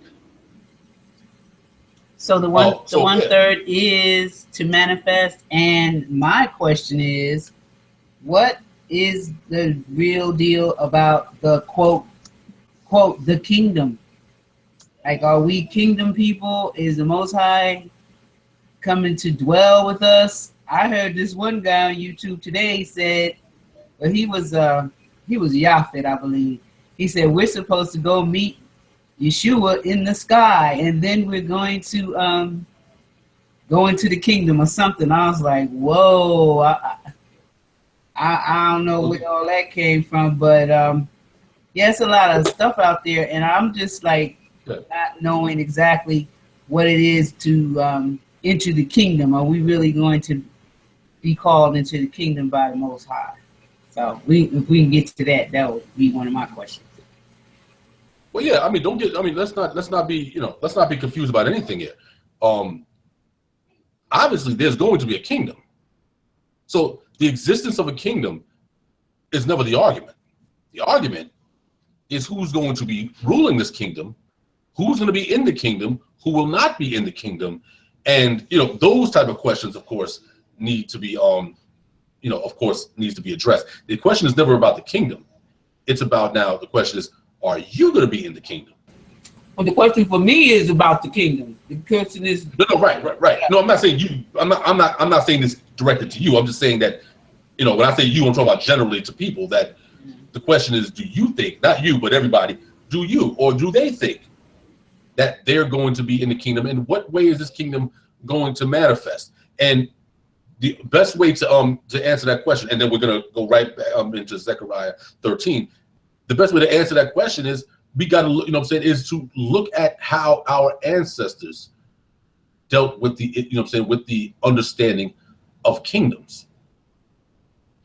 This is another reason why the Tanakh is spoken against so much, because the Tanakh is actually forcing your hand. It's forcing your hand. You actually have to put the work in to create the kingdom. So when people start thinking about the prayer, the Lord's Prayer, mm-hmm. and you think about these words that Yeshua pushed out to the people, this part of the Lord's Prayer, nobody likes to talk about it. And that is what? When he says, Our Father, who art in heaven, hallowed be your name, your kingdom come, your will be done on earth, that's the part that's forgotten, as it is in heaven. So everybody skips over the earth part, and they shoot right to the heaven part. Okay. But what they're forgetting is, he says, your kingdom come. So the Most High's kingdom is already established. So if we're talking about the Most High's kingdom is in heaven, that's already an established thing. We don't have to do any work for that kingdom. That kingdom is there. It's a matter of us being able to transition to that kingdom. That kingdom is already set. But the kingdom that is not set is the one that's on earth. Got it. So when people say, "Oh, well, the prophecies, about, the times that we live in, when we go back to the land." The funny thing about the prophecies that people use concerning going back to the land and after all of this is over, is that the temple is still being mentioned in the prophecies, meaning that when we go back to the land, the temple is going to be there. So then the question is, well, then why is the temple there? If there's a temple, there might be sacrifices, there might be offerings, and people don't want to hear that because, again, this is a kingdom that you are required to create, and people will duck and dodge that responsibility. But you see how your question ties right back into the first chapter of Khaggai. Yes, because people were very preoccupied with building their own little square and not coming together to build a temple unto the Most High, which he established that with Moses from way back. Exactly. So there's always going to be a time when there's going to be a temple/tabernacle. Let's be very clear about that. It's not going to be a time when, oh yeah, that temple's not going to be here anymore. We're going to be worshiping the Most High in the sky. We'll be up in the clouds. No. We're gonna leave that for the first century doctrine. But the ancient Israelites, when they dealt with kingdom issues, when they dealt with the understanding of building a kingdom, when they dealt with the understanding of quote unquote heaven, Shemayim, they always saw it in terms of, how can I put my hands to this and make it happen? What do I have to do to make this come to fruition? This was always in the mind of the servants of the Most High. They didn't sit around waiting on anything happen. And this is why the Tanakh, as a history book, has to get marginalized. This is the reason why it's marginalized by many Israelites. Because if you were to stick with the Tanakh, and I'm not saying stick to it as opposed to the New Testament, I know, because you can still deal with the New Testament, but if you stick to the Tanakh is going to force you to stop running your mouth and go get things done. Because it's a book of action. Anywhere you go, you're talking about people who literally did things. They did things physically in the flesh to establish kingdoms. They were not waiting for anything in the sky. Why? Because you have plenty of time to think about that when you die. When you die, you have all the time in the world to think about the kingdom up there in the sky. But until then, for the next 80 years or so, you still have to be here. So if the Lord's Prayer in Matthew is true, if it's a true prayer, and we accept it as being true, then your focus should be on the part of the kingdom that has not been built, and that is the kingdom that's on earth. The Most High already takes care of his part. What are you doing in your part? We're doing nothing. We're doing exactly what our ancestors were doing in Persia during the time of Khaggai the prophet, who said, listen, hey, we over here building our own situation. We worried about what we trying to do over here. We ain't worried about the Most High's kingdom. We're not worried about his temple. So with that said, let's take a look real quick at Zechariah 13. Because this is another part, this is one of those other scriptures where they read part of it. They don't read the whole script. They read part of it, and then they run with it. They focus so much on the 2/3, but they're not paying attention to the 1/3. So let's actually start at verse 7, and we'll read to the end, obviously.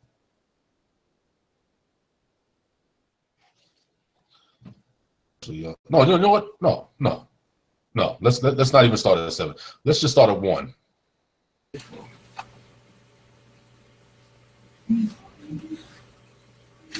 It's up in here.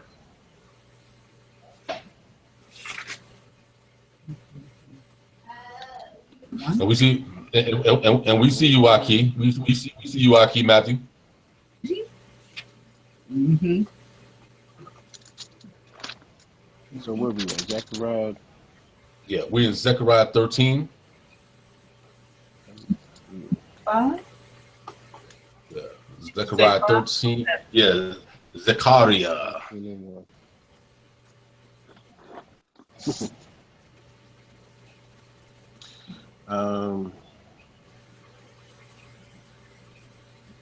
So funny. His name, Zechariah, means Yah is my remembrance. Mm-hmm. Wow. Because apparently a lot of people was forgetting the Most High. So you know, his parents name him, Zechariah. You will remember the Most High, though. Even if the people forget, you will remember. So yeah, we're in Zechariah 13, starting at verse 1. In that day there shall be a fountain opened to the house of David and to the inhabitants of Jerusalem for sin and for uncleanness. And it shall come to pass in that day that the Most High of hosts, that I will cut off the names of the idols out of the land. Where are you at, please? Zechariah 13. Okay. Chapter 13, verse 2. Thank you. And they shall no more be remembered. And also I will cause the prophets and the unclean spirit to pass out of the land. And it shall come to pass that when any shall yet prophesy, then his father and his mother that begat him shall say unto him, Thou shalt not live, for thou speakest lies in the name of the Most High. And his father and his mother that begat him shall thrust him through when he prophesied. Right. Now, mind you, I think we touched on this. We touched on Zechariah 13 a while ago, but just of course to obviously bring it up to speed a little bit. We're talking about a time now that's coming, where there will be no more idols in the land. There's not going to be any more false prophets and unclean spirits. All of these things are going to disappear. And so verse 3 says, and it shall come to pass that when any shall yet prophesy, then his father and his mother that begat him shall say unto him. Now look at what's being said here. Because if we don't read this correctly, it can kind of, we can kind of misrepresent what's happening. So it says, thou shalt not live, for you have spoke lies in the name of the Lord. And his father and his mother that begat him shall thrust him through when he prophesies. And it shall come to pass in that day that the prophets shall be ashamed every one of his vision when he had prophesied, neither shall they wear a rough garment to deceive. But let's look at verse 5 now. It's so funny how this is kind of being basically focusing on one verse all the way down to the end of the chapter, but there's a whole bunch of meat going on at the top. Verse 5. But he shall say, I am no prophet, I am an husbandman. For man taught me to keep cattle from my youth. And one shall say unto him, What are these wounds in thy hands? And he shall answer, Those with which I was wounded in the house of my friends. Right. So this is talking about, of course, these individuals who are basically part of the problem that, I got, how did this happen to you? Oh yeah, well, my family, my family and friends, they knifed me up. Because of course the day is going to come when you just can't prophesy what you want to prophesy. you will be responsible for the things that come out of your mouth. We go further, and now we pick up to where everyone likes to go to in the next couple verses. Awake, O sword, against my shepherd, and against the man that is my fellow, saith the Most High of Hosts. Smite the shepherd, and the sheep shall be scattered. And I will turn mine hand upon the little ones. And it shall come to pass that in all the land, saith the Most High, 2 parts therein shall be cut off and die, but the third shall be left therein. Now, this is where most people stop. They say, yeah, it's either 2/3, man. They're gonna be cut off and they're gonna be killed. Yeah. But see, we're the third that's gonna be left. See, we're good. And third, we're the third, and then we're going into the kingdom. Not quite. And I will bring the third part through the fire, and will refine them as silver is refined. And I will try them as gold is tried. They shall call on my name, and I will hear them. I will say, it is my people. And they shall say, the Most High is my Elohim. This is verse 9 is powerful, because what's happening here? Before the Most High even says, this is my people, what does he do with the 1/3? Because now we don't have to talk about the 2/3. The 2/3 is already cut off and dead. Right. We don't have to worry about them. The 1/3 has to be tried first. Oh, why? Because they just as bad as the 2/3 that he got rid of. He got to purge them out too. They have to be refined. And what? Right. And what does that have to do with gold? Because it says, "And will try them as gold is tried." Well, with gold, when you put gold in the fire to purge it, you basically burn out the impurities to get the most pure gold as you can get out of it. Indeed. Now, when we spoke about this before as well, go back to the days of New York City, 1980s, costume jewelry. And I think we all had our had our moments back then, especially if you're in your late 30s and 40s and up, you know what I'm talking about, where you didn't have the money to get 18 karat gold 4-finger ring, no, you didn't have the money for that. No slick rope, no dookie ropes. Exactly. I remember 1989. I had a 4-finger ring. It had 2 money signs on both sides. No, wait a minute. No. Yeah. It was 2 money signs on both sides. And in the middle, it was a big lion head with rubies in his eyes and a big ruby in his open mouth. And I'm like, yeah, I'm, getting my Rakim on. Yeah. But of course, everybody's like, wow, let's go. That's what's up, whatever, like that. How much you pay for it?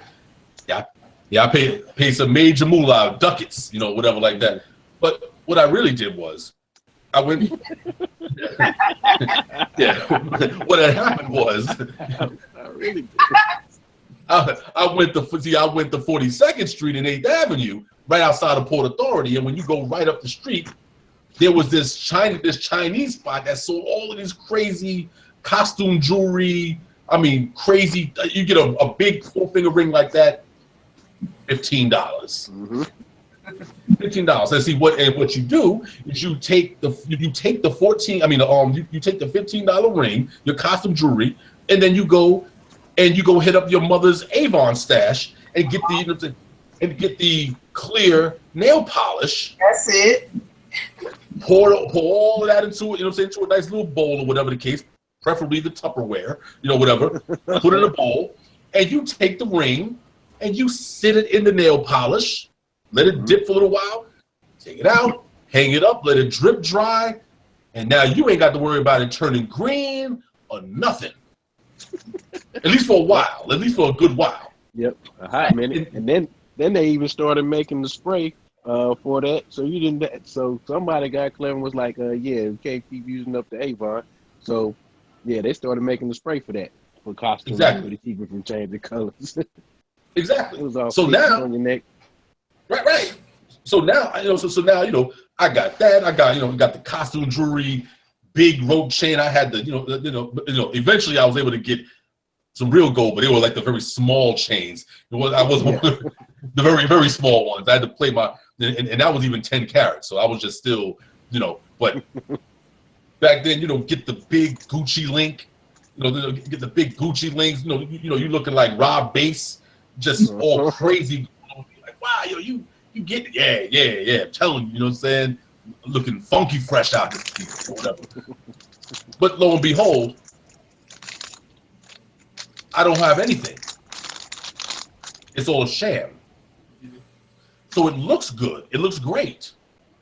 Until somebody comes along who knows what gold really looks like.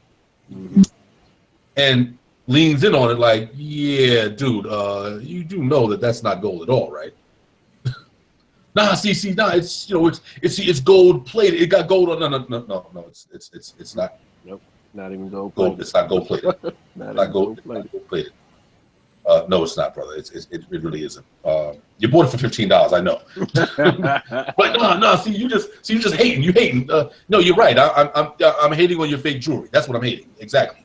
So, but this is what, of course, the refinement that we're reading about here is that there's going to be in that 1/3. You're going to see many Israelites who might go into that 1/3 category that look like they are true servants of the Most High. They're keeping laws, they're keeping the feast days. They're filling their face full of lamb. They wear their fringes and their tassels and all these good things. And especially like on Facebook, people see you, they're like, yeah, that brother's real. That brother be, yeah, whatever. No doubt. But of course, the Most High, like he told Samuel, I don't judge after the manner of man. Man judges the outward appearance. I judge at the heart. So the Most High, of course, is going to go amongst the 1/3, and even they have to be tested, because many of us are costume jewelry Israelites. We look good, but we're not real. We're not really gold. Some of us are just silver, tarnished silver, but some of us are. Yeah, some of us are costume jewelry, gold rings. They look good, and what they do is instead of the nail polish to cover up the ring, the nail polish is the spirit that we cover ourselves in, and we start talking about, yeah, you got to be in the spirit. See, it's all about the spirit. Yeah, that's the cover.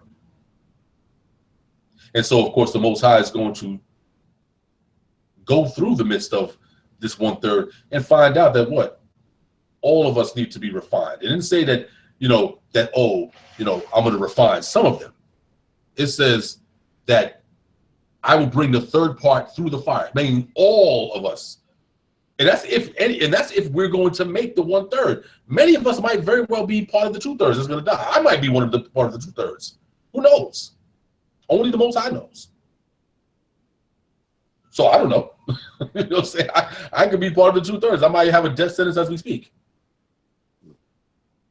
You might have a death sentence. We all might have death sentences, or we might all be part of the 1/3. But even if we are part of the 1/3, we still have to go through the fire and be refined as silver's refined. And what do you do with silver? Because silver is it's very easy to get tarnished.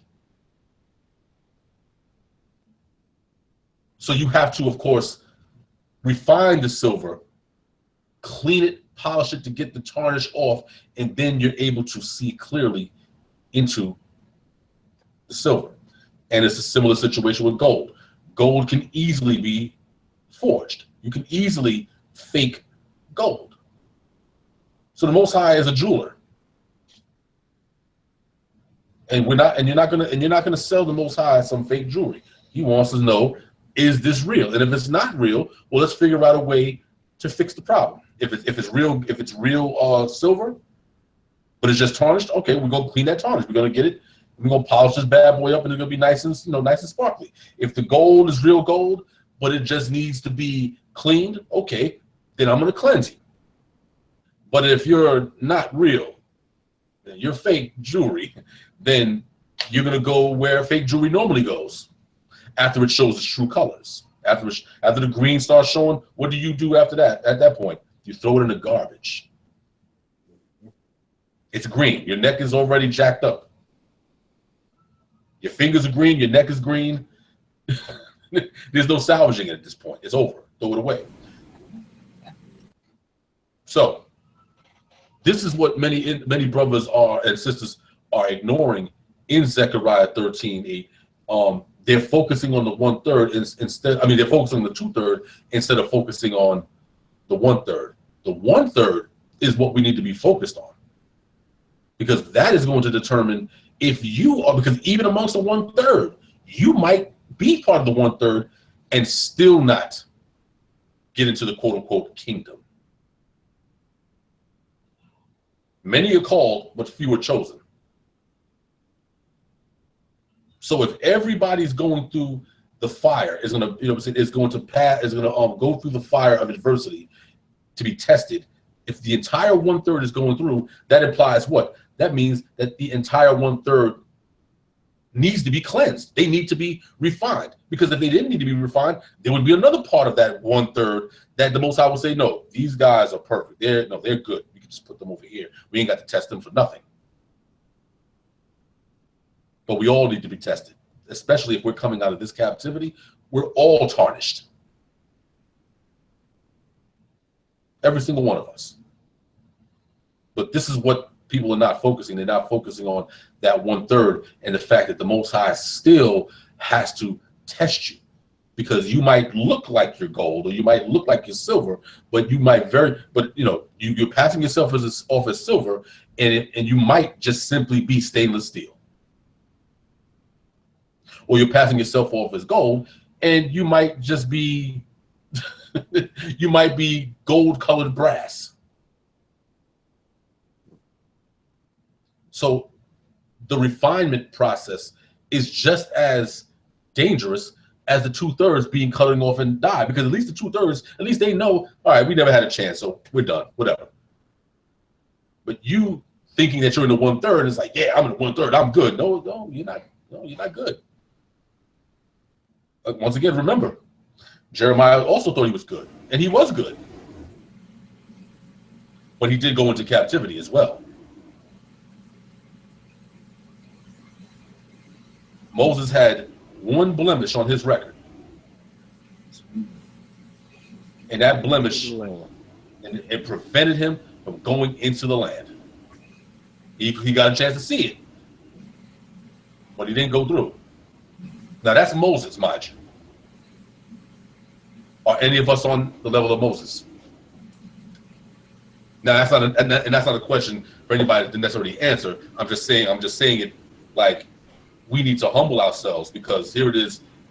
Moses didn't get in to the land. He saw it, but did not enter. And that's Moses.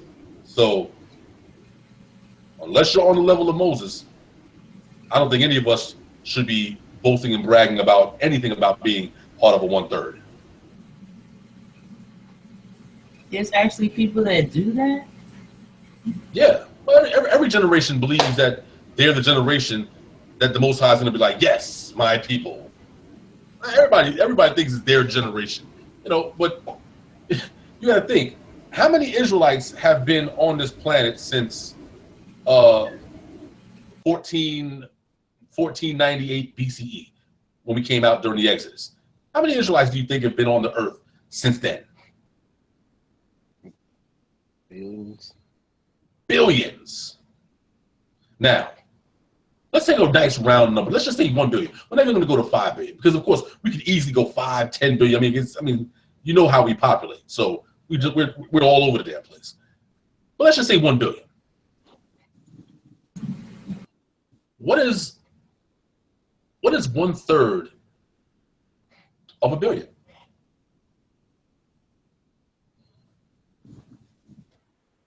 $333 333 million, 333,000, you know, whatever the case. So, you know,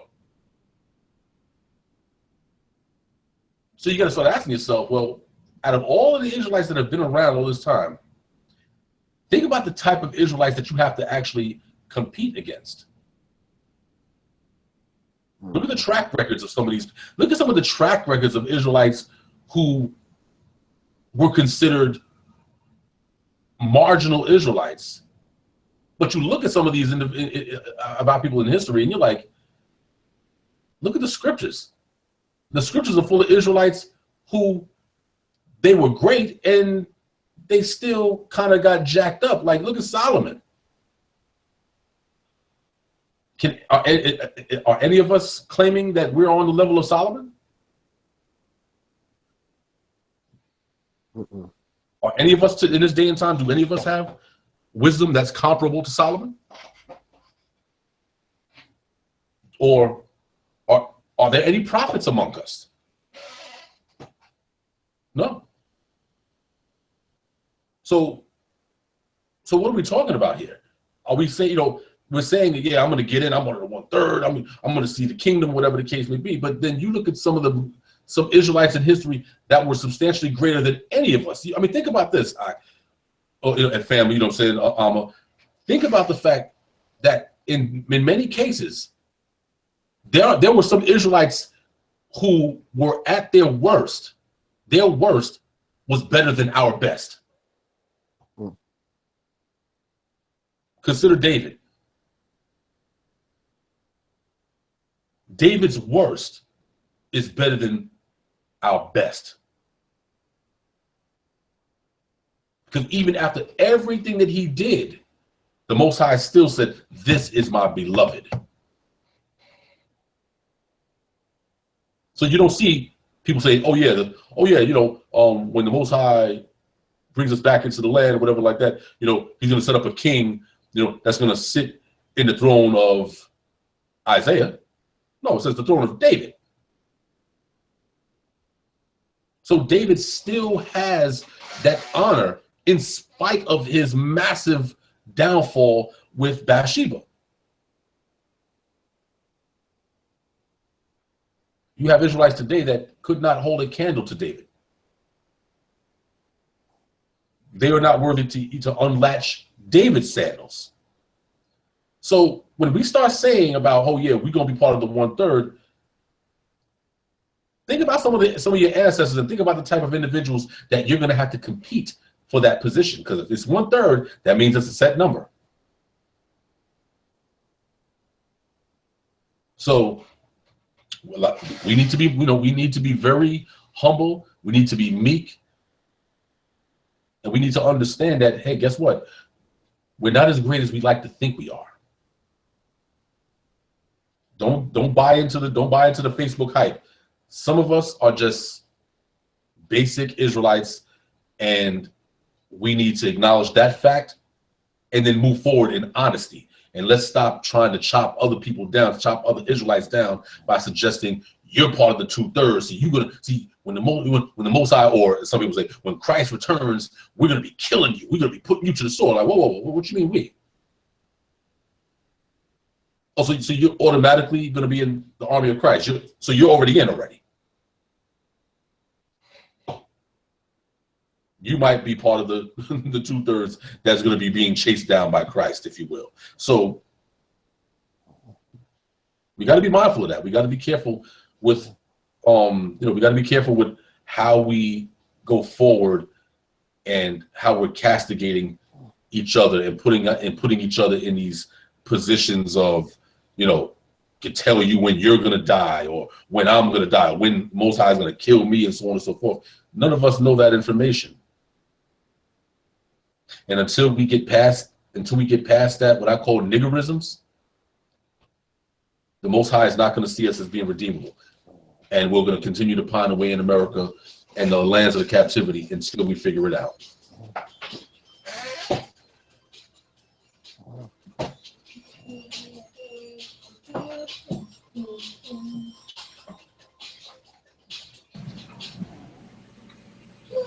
I have another question. Mm-hmm. Is everybody that's known of the tribes? Tribes? Or Joseph?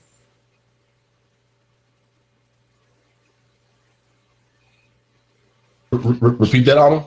Okay, my question was: is everyone that's said to be that we say or we know are of the 10 tribes? Are those really? Is that so that they really are of the 10 tribes? Joseph's seed or Ephraim or are those the real deal folks that I guess the church I was in, they taught certain people were, 10 tribes. Right. I've heard no, they're not. Some of them are not. Yeah. I mean, it's. I'm familiar with the various arguments and on that as well. And the truth of the matter is, and this is another reason why the 12 tribe chart, of course, has been under attack for many years now. And that is that when the 12 tribe chart was devised by Abba Bivens, many people think it was Chief High Priest Ariai and ISUPK, and that's actually incorrect. It was the individual who created a school called the Israelite Tanakh School. His name was Abba Bivens or Eber Benyamin. He developed the concept of the 12 tribe chart late 60s, early 70s. Wow. So there was no ISUPK yet. And anybody, and what I'm saying is, just for the record, anybody who is from the old ISUPK, not the ISUPK that we're seeing today. This is a new form, of the old ISUPK, but the original ISUPK from the early 1980s. Anybody from that time period will tell you that Chief High Priest Ariya did not create that chart. Okay. Now he's the one who made it popular. I mean, he popularized it. But he did not create it. It was created. The concept was derived from Eber Benyamin, or as they called him, Abba Bivens. And the understanding that Abba Bivens had concerning that chart is not how it's being taught today. His thing was that the indigenous, mind you, that the Israelites who came over to this part of the land, these are the lands that they populated. He was never quite suggesting that everybody that's in Puerto Rico are Israelites. He was saying that when the Israelites came over to this hemisphere, that Israelites went and populated that island as well. That's two different arguments, because the original argument is just stating that, hey, listen, Israelites came, went into Puerto Rico. Now, of course, there could be other people in Puerto Rico, but Israelites came over there and they populated that land. That's the original argument. Okay. What they're trying to suggest today, which is not the same argument, and that is that if you are from Puerto Rico, you are Ephraim. And it's like, no. Because now what that doctrine has now done is that it has allowed white people who live in these various lands to say, oh, so yeah, my father, he's Panamanian. He was born in Panama. Oh, so you're of the tribe of Zebulon. Wow. Like, no, you're not. You're a white man who lives in Panama. You're not Israel. And so that's what the chart ended up doing. It ended up creating a scenario where now people who are not Israelites are now being allowed to graft themselves in by saying, hey, I was born in Cuba. But what does that mean? I mean, that's like a white person in South Africa. That's like, white people say, oh yeah, I was born in South Africa. I'm an Afrikaan. No, you're a German who migrated to South Africa and are living there. You're not a South African. Let's not, no one's gonna walk around calling you a Bantu. No. You see what I'm saying? No one's going to call you that. If you are a black person and you were born in China and you speak Chinese and you speak the language, you speak Mandarin, and you practice Buddhism, and you even know the history of China, are Chinese people going to call you Chinese? No. No, because you're not Chinese. You're a black person who came over here, and they can respect you, like, hey, you know, this guy, you know, he definitely loves our culture and everything, but they'll never confuse you with being Chinese. Mm-hmm. And so it's the same situation with the 12 tribe chart situation. So now you have people that under different circumstances would have been told straight up and down, well, you can follow certain laws if you choose to, but you are a Gentile. You're not an Israelite. So, hey, do what you got to do. That would have been the actual approach to the situation. But because the 12 tribe chart is now giving the impression that, well, if you were born in this country, or if your father's father or whatever was from this land, then that makes you an Israelite, and that is emphatically incorrect. Wow. Emphatically incorrect. Now, I'm not saying that the indigenous people who are in Panama, you know, or in Cuba, you know, the indigenous, you know, dark people, whatever. I'm not saying that those are not Israelites. Mm-hmm. For all intents and purposes, they might very well be. So again, I'm not arguing against the indigenous people.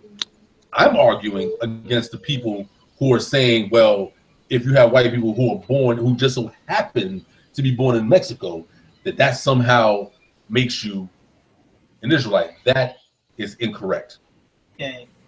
And if that's the case, then we might as well let Khazars come into our midst, because what if they say, hey, I was born in Israel, so that makes me an Israelite, right?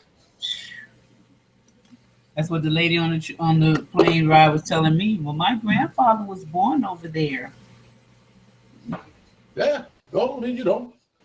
And that's what I'm saying, is that these are the type of doors that are now become opened when we don't check it. When we don't check these situations, now you got all types of people coming around saying, "Oh yeah, oh no, I'm an Israelite."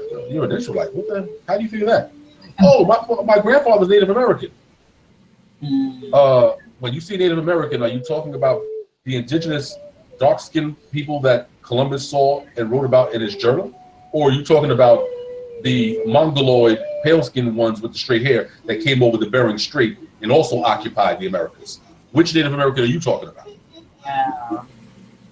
You're not talking about the indigenous people. You're talking about the stringy-haired, pale-skinned ones that were coming out of the Bering Strait, who came from Russia and northern China. Mm-hmm. So when we start talking about indigenous or Native Americans, we have to now be clear as to what we mean by that. What do we mean by Native American? Okay. Interesting. Because you have different forms of Native Americans there. You have those, and I can show you some of the pictures where the indigenous people of, let's say, of Mexico were darker than you. Mm-hmm. I know. Yeah, I'm sure you know. So you know what I'm talking about. They're darker than you. They make you look like you might be a mulatto. Like, I don't know about Sister Soa. She on the light skin, a little on the light side there. You know, but then you have these so-called Native Americans that you're looking at them and you're like, no, you're an Eskimo. No, you're not Israel. No. But now they're being given license to say that they're Israel. Why? Because you now have individuals teaching that, hey, if you were born here, then that means that you are this. So all it takes is for a white person to say, oh, well, my grandfather was living amongst the Cherokees. Mm-hmm. Oh, now that makes you an Israelite. No. Man. As the group Black Moon used to say, you can fool the rest, but you can't fool me, because the best schooled me.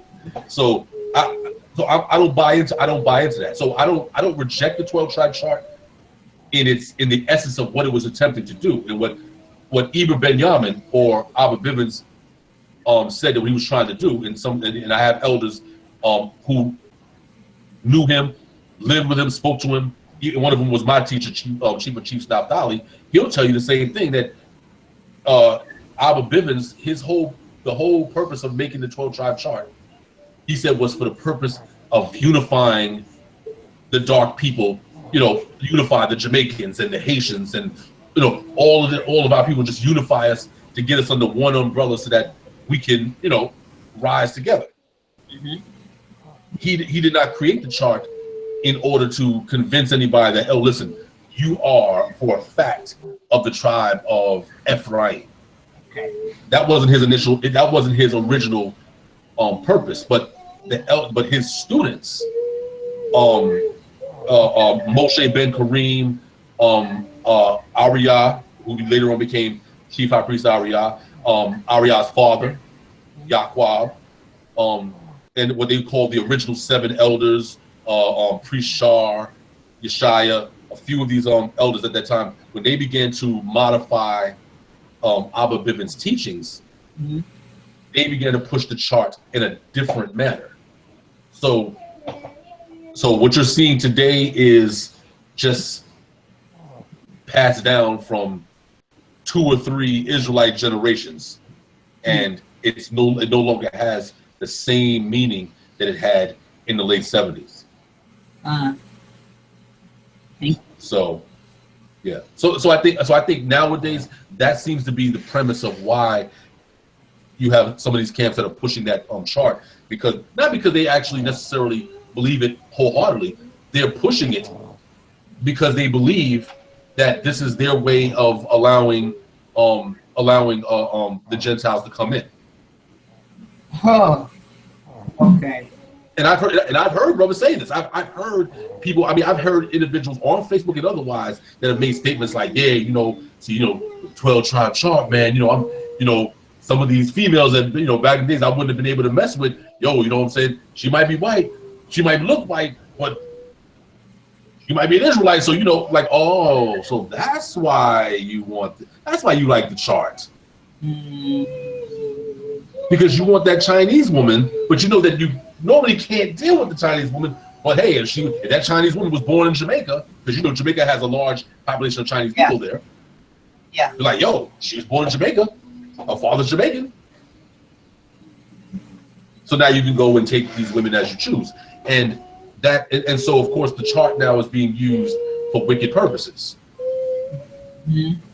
And that's not how Abba Bivens initially established the chart for that purpose. He had a completely different outlook as to what the chart was supposed to accomplish, and it wasn't for the purpose of allowing non-Israelites to come in.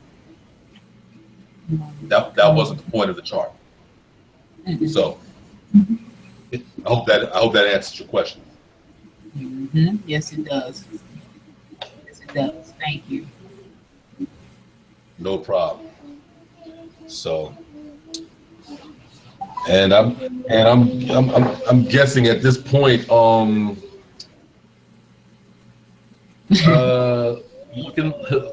a little light. Yeah. Might have to bring this discussion to a close for now. All right. I know Brother Barazal, he's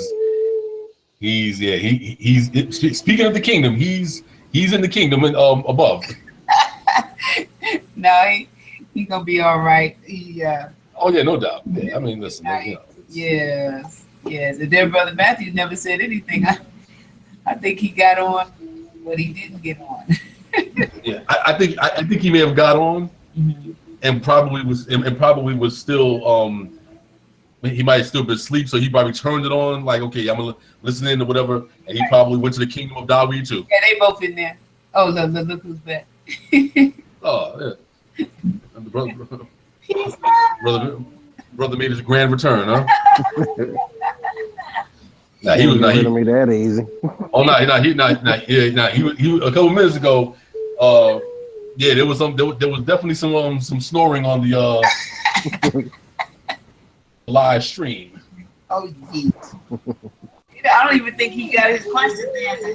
He said he had something.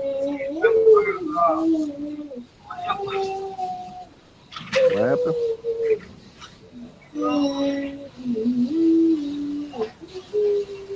Oh yeah, well the 2/3. That's So yeah. I got 2 of my hands, and I'm very pleased with that. So yeah. So I mean, so all of that, it's so funny how all of that Tied in. all comes right back to Khaggai, and that is, of course, the theme is what exactly do and this is not a question for anyone to answer right now, but it's a question for anybody, especially for anybody who might be viewing the live stream, or eventually when the video goes up on YouTube and people are listening to this discussion that we're having, and that is that you have to figure out what exactly do you believe is unity. What is unity to you? What does it mean when you say, yeah, the Most High is going to gather us, or, we're going to be gathered, we got to come together as a people? Do you really believe that, or are you saying that we have to gather ourselves together, meaning the people in your congregation? Mm-hmm. Because that's what's happening. Many of us are looking at this quote-unquote unification of Israel as, we're going, our congregation is going to get together. Everybody else that's not in the congregation, we don't deal with them. We don't rock with them. Yeah. Like that post I tagged you in. Oh yeah, but and that post, I mean, it was what it was. I'm not, I didn't even respond to it because I saw that the individual, he did not have the spirit of discussion. He did not have the spirit of dialogue. Like, hey, well, this is my position, but I definitely would like to hear, the other side of the other side of the coin or whatever. His thing was, I don't care. This is what it is, and and it's like, okay, so so it's almost like, why even make these posts? Why don't you just do what you really should do, and that is go into your security button on Facebook and start blocking the Tanakh-based brothers. Just block them. Like, why even put up a post to antagonize them and then say, oh, and don't be coming on my post. Don't come on my page with that nonsense. Well, so wait a minute. So you want to say what you want to say about these individuals, but don't want them to come. But you don't want them to come on your post to address it. Yeah, isn't there a way you can just have what are the 2 options? It'll say follow or share. Like, you don't get to comment. If people have pages like that where you just follow them, you don't have to. They don't give you the option to like or dislike. Right. I mean, and and for me, it's kind of childish, to take that position. Not the position that you're saying, but the position of, hey, I'm gonna say whatever I want to say, and say this to this person and that person, these people, or whatever the case, but they better not come on my page and respond. So for all of that, why make any post at all? Why don't you just say, you listen, all right, I know the Torah or Tanakh-based brothers who this post was originally for. So you know what? Let me go and delete them. Let me go block them as friends. Let me just go unfriend them so I don't have to deal with their particular doctrines, whatever. Just do that. That's mature. I think it's more mature than anything. I mean, because if you can't reason out, and discuss your differences with your brothers and sisters from a rational standpoint, then to me the next best thing is to just simply unfriend them and or block them on Facebook. Now you don't have to deal with them. But again,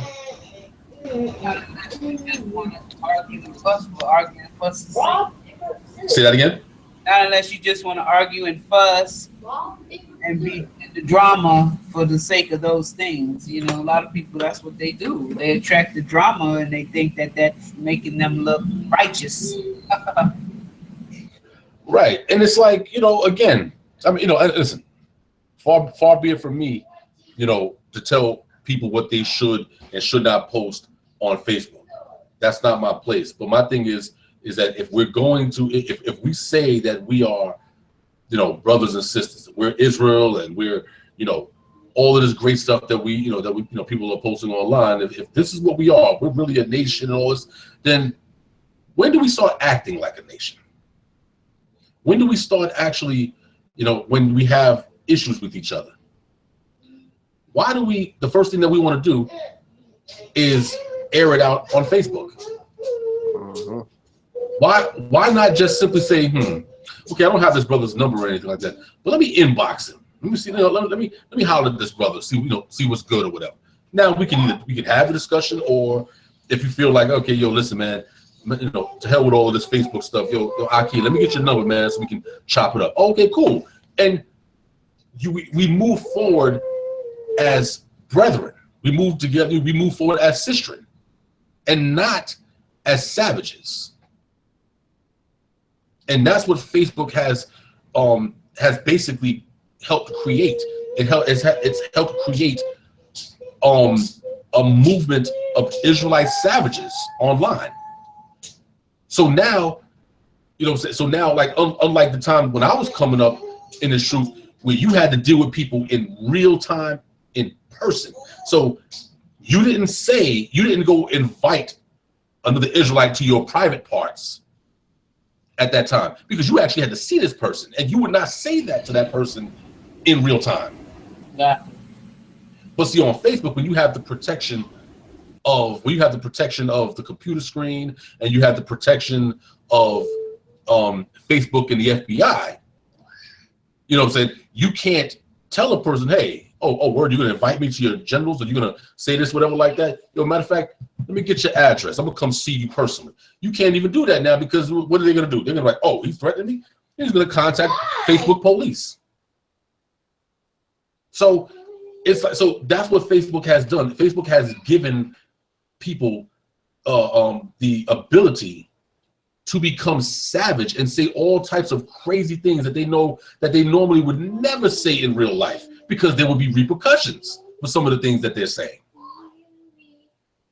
So they have the protection of Facebook that allows them to spew this, anti-Israelite rhetoric to where they're hating each other. We're now we're going back and forth. Where you or the Most High is gonna kill you and destroy you. You know what I'm saying? You bleep bleep bleep bleep bleep bleep bleep. Mm-hmm. And this is what the Facebook paradigm has created. It's created a generation of savages. Mm-hmm. So this is why we're seeing the things that we're seeing on Facebook, where people start airing each other out on Facebook instead of inboxing you. Yo, let me get your number, man. Let's build. Let's break bread, brother. Mm-hmm. So again, when we say that we're for unity, when we say that that we are for the nation of the Most High and all of this great stuff, and we say these things because it's the Israelite thing to say, but we really don't believe it. Because if at any point in time that you make a statement along the lines of the truth is here in my camp and nowhere else, I have no choice but to see you as an agent. I can't see you as anything other than an agent, because that is a blatant divisive measure. So I can't see you as anything. Yes, you're an Israelite, but I have to look at you as a possible agent, because Israelites don't walk around looking for reasons to divide from each other. Mm-hmm. Israelites look at scenarios and say, Aki, how can we work this out? Let's break bread. Let's build. Let's come to some type of understanding with each other. That's what brothers and sisters do. Agents look at the situation, and as soon as one little difference in doctrine pops up, nah, you ain't dealing with the spirit. You know what I'm saying? You know what I'm saying? You're gonna give up your salvation, man. The Most High is gonna destroy you. Like, whoa. We had one disagreement. I'm already condemned to hell. Yep. Yeah. So for me, that's the mark of an agent, because you're taking a scenario that's so minute and now making it into a form that can now suggest that this person can lose their salvation, and that now I can hate you, I can call you all manner of crazy names, whatever the case, only because I said Yahweh and you said Ahia. So now you see what I'm saying? So when I see movements like that, it smells like agents. It smells like COINTELPRO. So again, we dwell in our sealed houses, but we are not trying to build the Most High's temple or the Most High's house. And the only house that the Most High is going to respect and honor is that which is built by all of Israel together. So we can continue to try to build our own little individual camps, and that's all fine. It serves the purpose for what it is. But when we're ready for that next level unity, that next level service of the Most High, we'll realize that these camps are all good, but everything has to be consolidated. You can't have multiple governments under one government. Nope. Yeah, that happens with the bureaucracy. What that does. Right. You have to have one government, and all of the subdivisions are under that government and under that particular understanding. So all of them have to come together and reason together. Until then, America is your land. And every other part of land in the captivity. This is your land, but you will not go back to your land and be in peace until you prove to the Most High that we're ready to be a nation. Not just unifying. Unifying is the first step in that process. But until we decide that we want to be a nation, until that point, any discussion about leaving America or not leaving America, doesn't matter. Either way, even if you decide that you want to go to Israel, but you'll never have complete peace as a nation because you don't believe in nation building. And that is essentially what the book of Khaggai was dealing with in chapter 1. Everybody was dealing with individual pursuits as opposed to the bigger picture. If you don't see the bigger picture will not include you.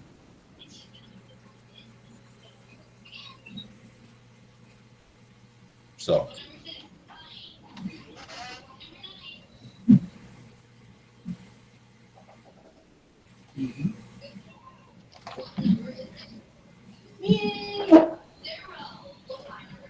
Well, with that said, any feedback, any comments?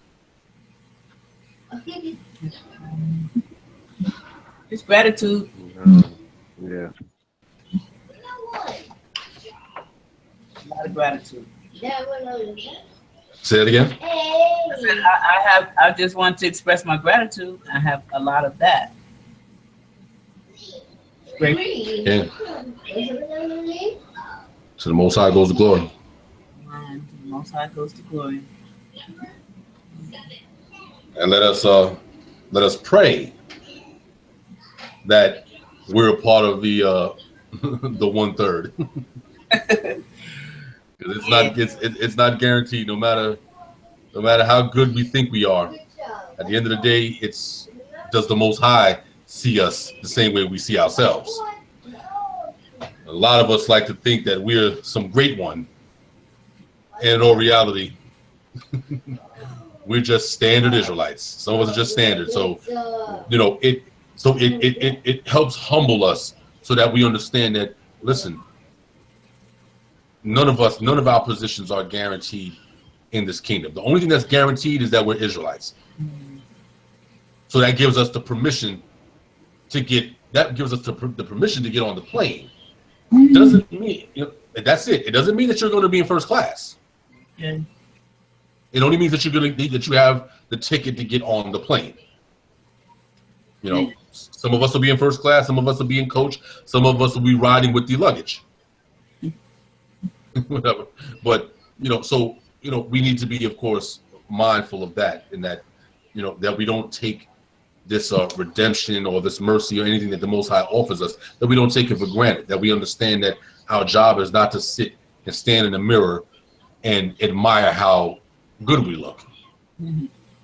Our job is, of course, is to get out here and do this work. And doing that work is not just about teaching on a street corner or or posturing on Facebook. Sometimes it's just a matter of feeding that one homeless brother or sister that's on the street that you pass every day on your way to the gym, or you pass on every way to your job, or when you're on your way to go buy records or whatever it is that you're going to do, and you see this person. Sometimes the service of the Most High is exactly that. It's just a matter of going and just feeding the poor. So it doesn't have to be anything, all these big things that people try to make it into being. Sometimes it's simple things like that.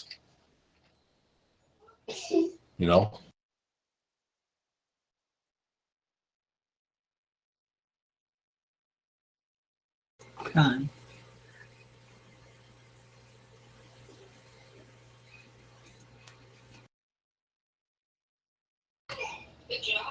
So.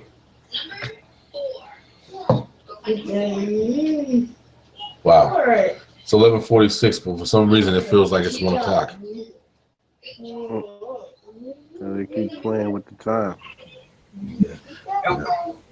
And plus I've been up since 6 o'clock anyway. So I mean,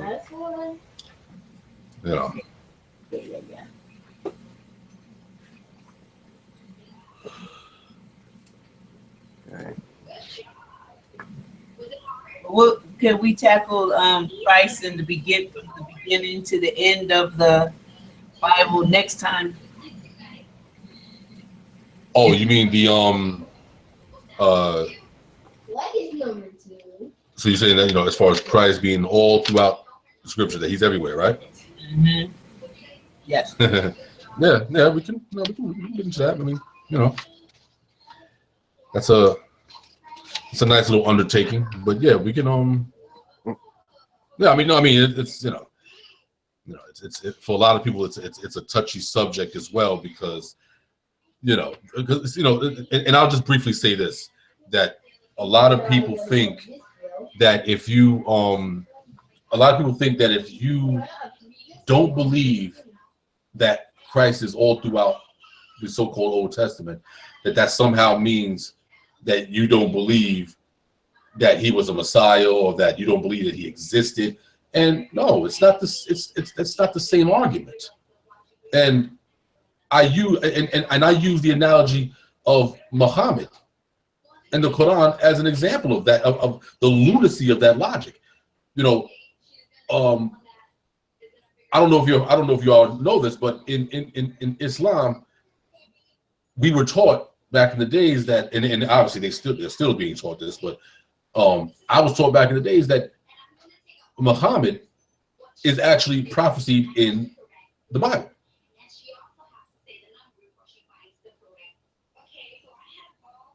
Isaiah 9:6. That's talking about Muhammad. When it says that the government shall be on his shoulder. Mm-hmm. Well, because Muhammad had a hairy mole on his shoulder, so of course the Arabs interpreted that as the government was on his shoulder, see the mole. And it's like, nah, that's not. No, now as a Muslim, I'm like, wow, okay, yeah, that's what's up. But of course, you go into you deal with scriptural hermeneutics. You're like, no, Muhammad's not in the Bible at all. But me saying that he's not in the Bible doesn't negate his existence. Of course, Muhammad existed. Of course, he was a prophet to his people. Of course, he taught his people and gave them, a lot of jewels, whatever the case may be. Absolutely. Anybody who knows anything about Islamic history knows that, of course, he lived. Of course, he existed. He's not a fairy tale, but he's not in the Bible. He's not in Isaiah 9:6. Sorry. And you're not gonna, and you can't convince me otherwise. So it's the same thing with the issue of Christ, and that is that if he's not in Isaiah, it doesn't mean that he wasn't, a Messiah. It just means that, hey, he's not there. And Scripture is very clear when you start looking at the various Messiahs and the various prophets, whatever, that it's not a scriptural or biblical it's not a biblical thing for Messiahs to be literally prophesied. Why? Because we're all supposed to be anointed and Messiahs. Mm-hmm. So the Bible then would be nothing but millions and millions of prophecies of every single anointed Israelite who has ever come along to teach a lesson. So, I mean, you should be prophesied in the scriptures, right? I should be there. Barazal should be there. We all of us are supposed to be. I'm supposed to be written about in the book of Habakkuk. And you're like, brother, that's kind of ridiculous. Like, why would it prophesy you? My point exactly. Because the Bible doesn't have to prophecy of any of us for us to be real living people who are out there teaching the masses. I mean, think about it. Ben Ami, Ben Israel. Why is there no prophecy of him? Mm-hmm. But we know all the great works that he's done for his people. How he led hundreds of Israelites out of America into Liberia, and then from Liberia to Israel, and they have self-sustaining, functional, communities. Great works. But there's no prophecy of him. Why is there no prophecy of Moses? And we spoke about this before. Moses, arguably the greatest Israelite to live. Arguably. Well, maybe not so. Maybe not arguably. Maybe he might very well be the greatest Israelite to ever live. When you look at his track record and the things that he's accomplished as a leader in Israel, unprecedented. Why was he not prophesied? Why is there no book that prophesied him coming to lead the Israelites out of Egypt?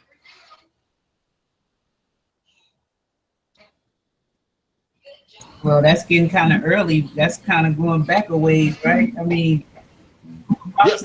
Him, like Abraham, somebody. Well, yeah. I mean, I'm saying. Or even for that matter, the great Isaiah. Why is there no prophecy of Isaiah? And so now, and now, if we talk about Isaiah, we're talking about a prophet who literally died for the people. From teaching the truth to the people, he was sawed in half by the order of King Manasseh.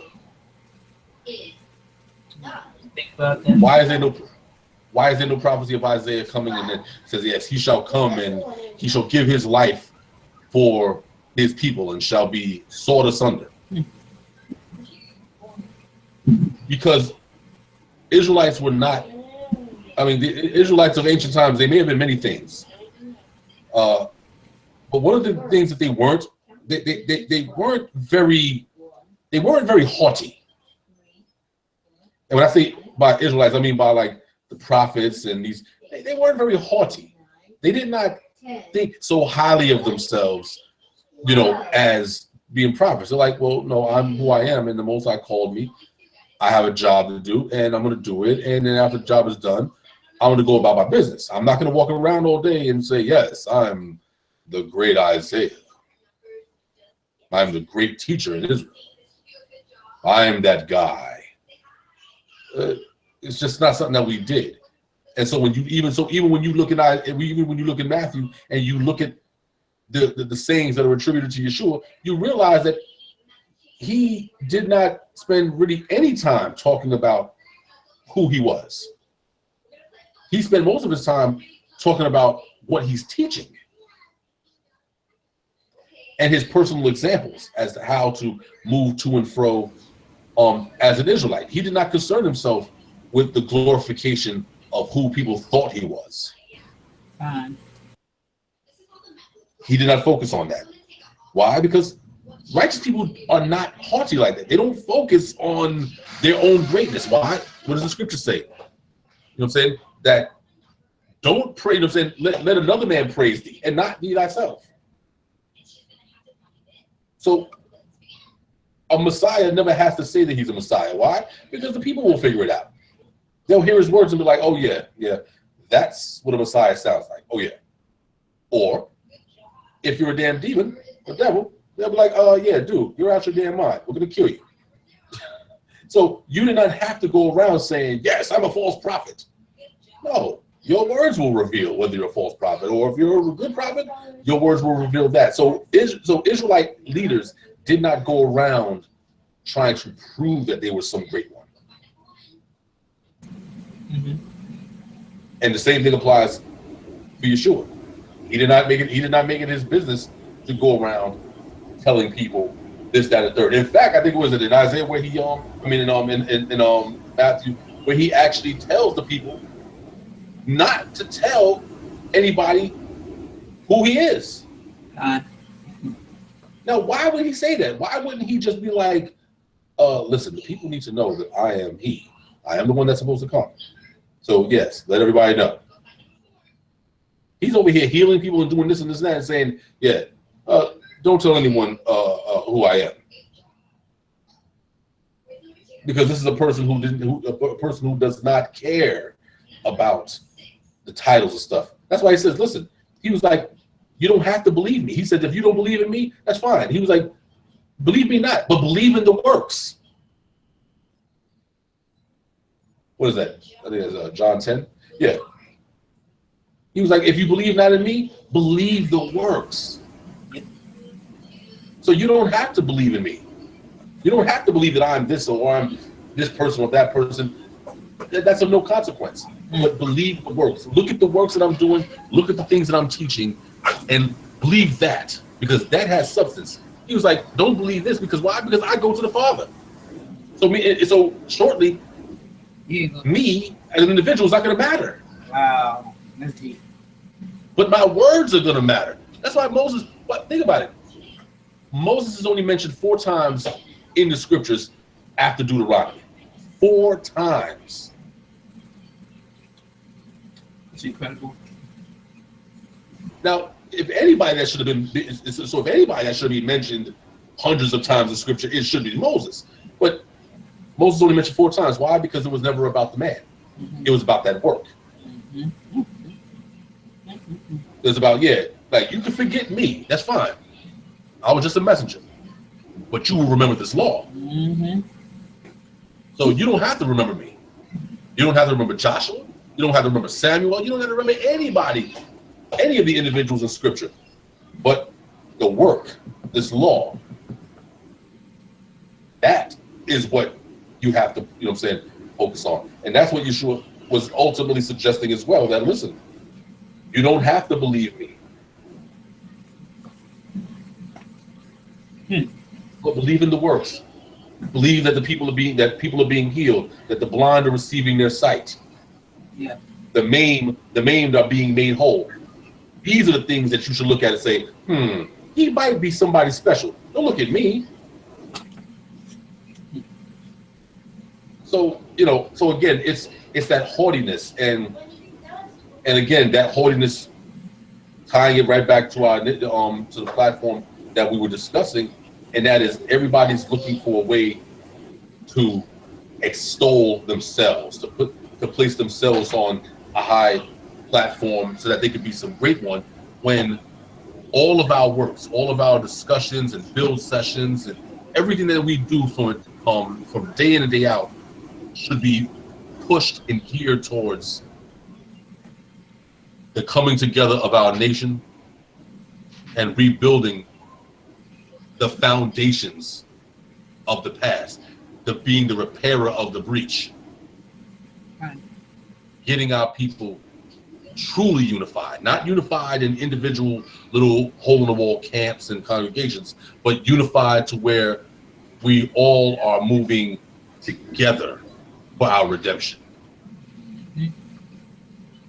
So we got to get out of that mind state of concerning ourselves only with our sealed houses, and focus on the Most High's house that is laid waste, and his house, not his physical house, but his people, because his people is whom he dwells in. His house is laid waste because we are laid waste. So if we are the temples of the Most High, and the Most High is saying that, yeah, well, why, my house is laid waste. We got to look at this. We got to look at this on the flip side of that and say, well, yeah, because we're the temple of the Most High. How can the Most High dwell in us if we're twisted, if we're jacked up, we have no unity amongst each other? What would the Most High want to be dwelling in chaos for? Yeah. So until we get to that point where we begin to move as a people and understand that disagreements are nothing more than that, disagreements, that until we get past that understanding, any type of unity or any type of nation building that we would like to call it, it'll never happen. It'll never happen on any significant level. Yeah, you'll have pockets of success here, and a camp that's doing good over here, whatever. But it'll always be that camp. It'll always be, okay, that camp is doing this, or that camp is doing that. But it'll never be the nation of Israel is doing this. Mm-hmm. So, and as the saying goes, that's all I have to say about that. But Well said. That was good. yeah. So we could definitely hit up that issue of the Christological references or the presumed Christological references in the scriptures in the Tanakh, and how that's how we move forward with that. We can definitely I guess perhaps on the next time that we get up, we can definitely make something happen. All right. Stop.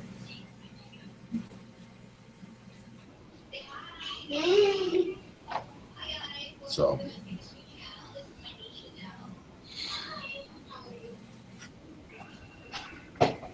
All right, everyone. So like to and actually we should be making this into a habit. Want to end off with a prayer. One of my favorites in Ben Sirach 36:1 through 17, and I'll read it out, and of course this will be offered up as a prayer to the Most High, and pray that He finds us worthy to come before Him. So, Ben Sirach chapter 36, verse 1, and it says, "Have mercy upon us, O Lord God of all, and behold us, and send thy fear upon all the nations that seek not after thee. Lift up thy hand against the strange nations, and let them see thy power. As thou wast sanctified in us before them, so be thou magnified among them before us. And let them know thee as we have known thee, that there is no God but only you, O God. Show new signs, and make other strange wonders. Glorify thy hand and thy right arm, that they may set forth the wondrous works. Raise up indignation and pour out wrath. Take away the adversary and destroy the enemy. Make the time short. Remember the covenant, and let them declare thy wonderful works. Let him that escapeth be consumed by the rage of the fire, and let them perish that oppress the people. Smite in asunder the heads of the rulers of the heathen, that say, there is none other but we.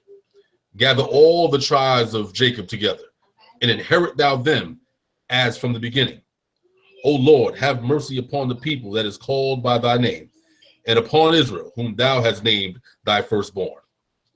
O be merciful unto Jerusalem, thy holy city, the place of thy rest. Fill Zion with thine unspeakable oracles, and thy people with thy glory. Give testimony unto those that thou hast possessed from the beginning, and raise up the prophets that have been in thy name. Reward them that wait for thee, and let thy prophets be found faithful. O Lord, hear the prayer of thy servants, according to the blessing of Aaron over thy people, that all they which dwell upon the earth may know that thou art the Lord, the eternal power. Praise the Most High.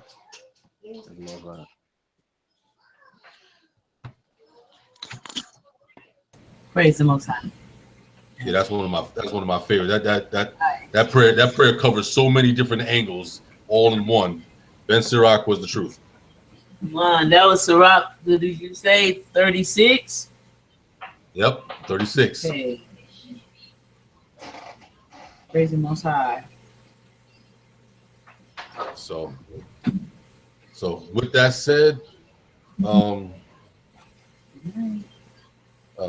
the Most High bless y'all and keep you.